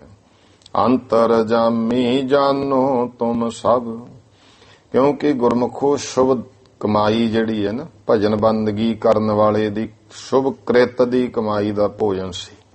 ਤੇ ਹੁਣ ਜੇ 2 ਨੰਬਰ ਦੀ ਕਮਾਈ ਦਾ ਭੋਜਨ ਹੈ, ਉਹ ਚਾਹੇ ਥਾਲ ਤਾਂ ਬਥੇਰੇ ਲੱਗ ਜਾਣਗੇ, ਕੌਲੀਆਂ ਚਮਚੇ ਪਦਾਰਥ ਕਈ ਤਰ੍ਹਾਂ ਦੇ, ਤੇ ਖਾ ਲਓ, ਖਾ ਕੇ ਤੇਜ਼ਾਬ ਬਣ ਜਾਣਾ, ਨਹੀਂ ਹੋਰ ਹੀ ਸਰੀਰ ਹੋ ਜੂ, ਔਖੇ ਜੇ ਹੋ ਜਾਣਾ। ਕਿਉਂਕਿ ਉਹੇ ਜੀ ਕਮਾਈ ਹੈ, ਉਹੇ ਜੇ ਬਣਾਉਣ ਵਾਲੇ ਆ। ਤੇ ਜੇ ਗੁਰਮੁਖੋ ਤੁਸੀਂ ਕਿਸੇ ਕਿਰਤੀ ਦੇ ਘਰੋਂ ਰੁੱਖੀ ਸੁੱਖੀ ਖਾਏ ਕੇ ਠੰਡਾ ਪਾਣੀ ਪੀਓ ਵਾਲੀ ਗੱਲ ਹੋਵੇ, ਕਦੇ ਵੀ ਆਪਾਂ ਵੇਖ ਲਓ ਕਈ ਵਾਰ ਬਹੁਤ ਜਗ੍ਹਾ ਤੇ ਜਾਣਾ ਪੈਂਦਾ ਤੇ ਕਈ ਜਗ੍ਹਾ ਤੇ ਮਨ ਜਾ ਦੁਖੀ ਹੋ ਜਾਂਦਾ ਭੋਜਨ ਛਕ ਕੇ। ਕਿਤੇ ਕਿਤੇ ਐਸਾ ਆਨੰਦ, ਉਹ ਭਾਵ ਹੈ ਕਿਰਤ ਦੀ ਹੈ। ਜਿਹੋ ਜੀ ਕਿਰਤ ਹੈ ਉਹ ਇਹ ਜਿਹਾ ਭਾਈ ਆਨੰਦ ਦਾ ਅਸਰ ਹੈ। ਜੇ ਹੁਣ ਪਰਮੇਸ਼ਰ ਦਾ ਨਾਮ ਜਪਣ ਵਾਲਾ ਪਰਿਵਾਰ ਹੋ, ਚੰਗੀ ਕਿਰਤ ਹੋ, ਉਹੇ ਜੇ ਅੰਨ ਵਿੱਚ ਵੀ ਬਰਕਤ ਹੈ, ਆਨੰਦ ਹੈ, ਸਵਾਦ ਹੈ। ਕਹਿਣ ਲੱਗਿਆ ਮਹਾਰਾਜ ਸੁਣਿਓ ਸੁਧਾ ਪਰ ਦੇਖਿਓ ਨਾਹੀ। ਅੰਮ੍ਰਿਤ ਸੁਣਿਆ ਸੀ ਪਰ ਦੇਖਿਆ ਨਹੀਂ। ਸਾਧ ਬਨਿਓ ਹੈ ਸੋ। ਉਹੇ ਜਿਹਾ ਮਹਾਰਾਜ ਸਵਾਦ ਬਣਿਆ ਹੋਇਆ। ਅੰਤਰਜਾਮੀ ਜਾਨੋ ਤੁਮ ਸਭ। ਹੇ ਅੰਤਰਜਾਮੀ ਸਤਿਗੁਰੂ ਤੁਸੀਂ ਸਭ ਕੁਝ ਜਾਣਦੇ ਹੋ। ਵਰਤ ਹੈ ਉਰ ਮਹਿ ਜੋ ਵੀ ਮਨ ਹਿਰਦੇ ਵਿੱਚ ਵਰਤ ਰਿਹਾ ਹੈ। ਲਾਲੋ ਬਿਨੋ ਸੁਨਾਈ ਸੁਨ ਕੇ। ਭਾਈ ਲਾਲੋ ਨੇ ਸੁਣ ਕੇ ਬੇਨਤੀ ਕੀਤੀ, ਵੱਡਿਆਂ ਕੀ ਵਡਿਆਈ, ਜੋ ਵੱਡਿਆਂ ਦੀ ਇਹ ਵਡਿਆਈ ਹੈ। ਭਾਵ ਪੁਰਖ ਮਹਿ ਦੇਖਤ ਹਿਤ ਕਰ, ਇਹ ਮਹਾਰਾਜ ਤੁਸੀਂ ਭਾਵਨਾ ਪੁਰਖ ਦੇ ਵਿੱਚ ਦੇਖ ਕੇ ਪ੍ਰੇਮ ਸਹਿਤ, ਆਸਨ ਵਿਚਾਰ ਨ ਕਾਈ, ਤੁਸੀਂ ਕੋਈ ਵੀ ਭਾਵਨਾ ਦੇਖ ਕੇ ਭੋਜਨ ਦਾ ਵਿਚਾਰ ਨਹੀਂ ਕੀਤਾ। ਦੋਹਰਾ ਭਾਜੀ ਲੀਨੀ ਬਿਦਰ ਕੀ, ਦੁਰਜੋਧਨ ਤਜ ਰਾਜ। ਮਹਾਰਾਜ ਜੀ ਕਥਾ ਕਹਾਣੀਆਂ ਸੁਣੀਆਂ, ਕਿਸੇ ਸਮੇਂ ਕ੍ਰਿਸ਼ਨ ਭਗਵਾਨ ਨੇ ਭਾਜੀ ਲੀਨੀ ਬਿਦਰ ਕੀ, ਬਿਦਰ ਦਾ ਭੋਜਨ ਛਕ ਲਿਆ ਦੁਰਯੋਧਨ ਦੇ ਰਾਜ ਭਾਗ ਨੂੰ ਛੱਡ ਕੇ। ਦਿਜਬਰ ਕੇ ਤੰਦਲ ਲਏ, ਬਿਰਦ ਗਰੀਬ ਨਿਵਾਜ। ਫਿਰ ਦਿਜਬਰ ਜਿਹੜਾ ਹੈ ਸੁਦਾਮਾ ਬ੍ਰਾਹਮਣ ਸੀ, ਉਹਦੇ ਤੰਦਲ ਛਕ ਲਏ ਗਰੀਬ ਦੇ। ਇਸ ਤਰ੍ਹਾਂ ਭਗਵਾਨ ਦਾ ਜਿਹੜਾ ਬਿਰਦ ਹੈ ਸੁਭਾਅ ਗਰੀਬ ਨਿਵਾਜ ਹੈ। ਸਵਈਆ ਆਜ ਕਰੋ ਕਿਰਤਾਰਥ ਮੋ ਕਹੋ, ਮਹਾਰਾਜ ਅੱਜ ਮੈਨੂੰ ਕਿਰਪਾ ਕਰਕੇ ਕਿਰਤਾਰਥ ਕਰ ਦਿਓ ਜੀ। ਕਰਤਾਰਥ ਦਾ ਭਾਵ ਹੈ ਕ੍ਰਿਤ ਅਰਥ, ਭਾਵ ਕਲਿਆਣਤਾ। ਕਿਰਪਾ ਕਰਕੇ ਕਰੋ। ਸ੍ਰੀ ਗੁਰੂ ਨਾਨਕ ਭੋਗਤ ਦਾਈ, ਸ੍ਰੀ ਗੁਰੂ ਨਾਨਕ ਭੋਗਤ ਦਾਈ। हे ਸ੍ਰੀ ਗੁਰੂ ਨਾਨਕ ਦੇਵ ਮੁਕਤੀ ਦੇ ਦਾਤੇ ਜੀਓ, ਚਰਨ ਸੁਦਾਹਿਨ ਕੇਰ ਅੰਗੁਸ਼ਟ, ਕਿਰਪਾ ਕਰੋ। ਫਿਰ ਸਤਿਗੁਰੂ ਜੀ ਨੇ ਚਰਨ ਸੁਦਾਹਨ ਕੇਰ ਅੰਗੁਸ਼ਟ, ਆਪਣੇ ਸੱਜੇ ਚਰਨ ਦਾ ਇੱਕ ਭਾਈ ਜੋ ਅੰਗੂਠਾ ਹੈ, ਪਖਾਲ ਕੈ ਮੋਹੇ ਚਰਨਾਮ੍ਰਿਤ ਪਾਈ। ਉਹ ਫਿਰ ਭਾਈ ਲਾਲੋ ਨੇ ਉਹਨਾਂ ਸਮਿਆਂ ਵਿੱਚ ਮਰਜ਼ਾਦਾ ਹੁੰਦੀ ਸੀ ਚਰਨਾਮ੍ਰਿਤ ਲੈਣਾ, ਫੇਰ ਹੀ ਇਸ਼ਟ ਗੁਰੂ ਧਾਰਿਆ ਜਾਂਦਾ ਸੀ। ਉਹਦਾ ਮਤਲਬ ਇਹ ਸਾਰੇ ਚਰਨ ਨਹੀਂ ਸੀ ਧੋਂਦੇ ਹੁੰਦੇ, ਇੱਕ ਅੰਗੂਠੇ ਨੂੰ ਪਾਣੀ ਜਲ ਵਿੱਚ ਡੁਬੋ ਕੇ ਚਰਨਾਮ੍ਰਿਤ ਲੈਣ। ਪਖਾਲ ਕੇ ਮੋਹੇ ਚਰਨਾਮ੍ਰਿਤ ਪਾਈ, ਚਰਨਾਮ੍ਰਿਤ ਮੁਖ ਵਿੱਚ ਪਾ ਲਿਆ। ਪੁਨ ਬੇਨਤੀ ਕੀਨ ਦੇਹੋ ਉਪਦੇਸ਼ ਹੈ, ਫਿਰ ਬੇਨਤੀ ਕੀਤੀ ਉਪਦੇਸ਼ ਦੇਵੋ ਜੀ। हे ਸਤਿਗੁਰ ਮੁਝ ਬੰਧ ਛੁਡਾਈ, हे ਸਤਿਗੁਰੂ ਜੀ ਕਿਰਪਾ ਕਰੋ ਮੇਰੇ ਬੰਧਨਾਂ ਨੂੰ ਛੁਡਾ ਦਿਓ। ਦੇਖ ਕੈ ਪ੍ਰੀਤ ਦਿਆਲ ਤਬੈ, ਇਹ ਪ੍ਰੇਮ ਵੇਖ ਕੇ ਦਿਆਲੂ ਸਤਿਗੁਰੂ ਜੀ ਨੇ ਫਿਰ ਉਪਦੇਸ਼ ਦਿਓ ਅਤ ਹੀ ਸੁਖਦਾਈ, ਬਹੁਤ ਹੀ ਸੁਖਦਾਈ ਉਪਦੇਸ਼ ਦਿੱਤਾ। ਸੀਸ ਧਰਿਓ ਗੁਰ ਚਰਨਨ ਪੈ ਤਬ, ਭਾਈ ਲਾਲੋ ਨੇ ਫਿਰ ਸਤਿਗੁਰਾਂ ਦੇ ਚਰਨਾਂ ਤੇ ਸੀਸ ਧਰਿਆ। ਸ੍ਰੀ ਗੁਰ ਹਾਥ ਧਰਿਓ ਸਿਰ ਤਾਹੀ, ਗੁਰੂ ਸਾਹਿਬ ਜੀ ਨੇ ਭਾਈ ਉਹਦੇ ਸਿਰ ਤੇ ਹੱਥ ਰੱਖਿਆ ਹੈ। ਛੂਹਤ ਹਾਥ ਕਪਾਟ ਖੁੱਲੇ ਤਹਿ, ਸਤਿਗੁਰਾਂ ਦਾ ਹੱਥ ਛੂੰਹਦਿਆਂ ਹੀ ਭਾਈ ਲਾਲੋ ਦੇ ਕਪਾਟ ਖੁੱਲ ਗਏ। ਤਹਿ ਲੋਕਨ ਕੀ ਸੁਧ ਭੀ ਮਨ ਮਾਹੀ, ਤੇ ਭਾਈ ਲਾਲੋ ਨੂੰ 3 ਲੋਕਾਂ ਦੀ ਸੋਝੀ ਹੋ ਗਈ ਮਨ ਅੰਦਰ। ਪੰਕਜ ਪਾਨ ਮੁਕੰਦ ਕੇ ਲਾਗਤ, ਇਉਂ ਭਾਈ ਜਿਹੜਾ ਹੈ ਪੰਕਜ ਪਾਨ, ਪਾਨ ਨਾਮ ਹੱਥਾਂ ਦਾ, ਕਮਲ ਰੂਪੀ ਹੱਥ ਮੁਕਤੀ ਦਾਤੇ ਦੇ ਜਦੋਂ ਲੱਗੇ। ਭਾ ਜੋ ਆਨੰਦ ਨ ਜਾਏ ਸੋ ਪ੍ਰਾਹੀ, ਐਸਾ ਜਿਹੜਾ ਆਨੰਦ ਹੋਇਆ ਉਸ ਨੂੰ ਜਿਹਨੂੰ ਭਾਈ ਪ੍ਰਾਹੀ, ਪ੍ਰਾਹੀ ਨਾਮ ਹੈ ਪਾਸ ਜਾਂ ਕਹੀਏ ਦੱਸਿਆ, ਜਿਹਨੂੰ ਉਸ ਆਨੰਦ ਨੂੰ ਵਿਆਖਿਆ ਨਹੀਂ ਕੀਤੀ ਜਾ ਸਕਦੀ, ਦੱਸਿਆ ਨਹੀਂ ਜਾ ਸਕਦਾ। ਪੂਰਨ ਸੋ ਮਿਲ ਪੂਰਨ ਭਾ, ਪੂਰਨ ਨਾਲ ਮਿਲ ਗਿਆ ਭਾਈ ਲਾਲੋ ਵੀ ਪੂਰਨ ਹੋ ਗਿਆ, ਬ੍ਰਹਮ ਗਿਆਨਤਾ ਮਿਲ ਗਈ। ਭਵ ਪੂਰਨ ਆਤਮ ਹੀ ਦਰਸਾਈ, ਇਸ ਤਰ੍ਹਾਂ ਸਾਰੇ ਭਵ ਤੇ ਸਾਰੇ ਸੰਸਾਰ ਵਿੱਚ ਤੇ ਅੰਦਰ ਵੀ ਆਤਮ ਵੀ ਉਹ ਪ੍ਰਮਾਤਮਾ ਦੇ ਦਰਸ਼ਨ ਹੋ ਗਏ, ਬਾਹਰ ਵੀ ਅੰਦਰ ਵੀ ਸਾਰੀ ਜਗ੍ਹਾ ਬ੍ਰਹਮ ਹੀ ਬ੍ਰਹਮ ਦਿਸਿਆ ਤੇ ਬ੍ਰਹਮ ਗਿਆਨ ਦੀ ਪ੍ਰਾਪਤੀ ਹੋਈ। ਇਹ ਕਿਰਪਾ ਕੀਤੀ ਸਤਿਗੁਰਾਂ ਨੇ ਭਾਈ। ਇਹ ਤਾਂ ਸ੍ਰੀ ਗੁਰਪੁਰ ਪ੍ਰਕਾਸ਼ ਗ੍ਰੰਥ ਹੈ। ਇੱਥੇ ਤੱਕ ਜੋ ਸ੍ਰੀ ਗੁਰਪੁਰ ਪ੍ਰਕਾਸ਼ ਗ੍ਰੰਥ ਹੈ, ਪ੍ਰਥਮ ਮਹੱਲੇ ਪਹਿਲੇ ਮਹੱਲੇ ਦੇ ਭਾਈ ਲਾਲੋ ਸਿੱਖ ਹੋਵਨ ਪ੍ਰਸੰਗ, ਭਾਈ ਲਾਲੋ ਦਾ ਸਿੱਖ ਬਣਨਾ, ਇਹ ਪ੍ਰਸੰਗ ਵਰਣਨ ਕੀਤਾ। ਨਾਮ ਜੁਗ ਬਿਨਸਤ ਮੰਦਰ ਹੈ, ਇਹ ਜਿਹੜਾ ਹੈ ਭਾਈ, ਇਸ ਪ੍ਰਸੰਗ ਦਾ ਜਿਹੜਾ ਇਹ ਯੁੱਗ ਨਾਮ 2 ਦਾ ਬਿੰਸਤ 20 2 ਤੇ 20 ਭਾਵੇਂ 22ਵਾਂ ਮੰਦਰ ਹੈ, 22ਵੇਂ ਘਰ ਦਾ ਪ੍ਰਸੰਗ ਹੈ। ਆਓ ਹੁਣ ਟਾਈਮ ਹੋ ਗਿਆ ਹੈ ਸਮਾਪਤੀ ਦਾ। ਬਾਕੀ ਭਾਈ ਆਪਾਂ ਅਗਲਾ ਇਤਿਹਾਸ ਕੱਲ ਸਰਵਣ ਕਰਾਂਗੇ। ਭੁੱਲ ਚੁੱਕ ਦੀ ਖਿਮਾ ਸਰਬੱਤ ਮਾਈ। ਭਾਈ ਉਚਾਰਨ ਕਰੋ ਜੀ। ਵਾਹਿਗੁਰੂ ਨਾਮ ਜਹਾਜ ਹੈ, ਚੜੇ ਸੋ ਤਰੇ ਪਾਰ। ਜੋ ਸ਼ਰਧਾ ਕਰ ਸੇਵੰਦੇ, ਗੁਰ ਪਾਰ ਉਤਾਰਨ ਹਾਰ। ਵਾਹਿਗੁਰੂ ਜੀ ਕਾ ਖਾਲਸਾ, ਵਾਹਿਗੁਰੂ ਜੀ ਕੀ ਫਤਿਹ।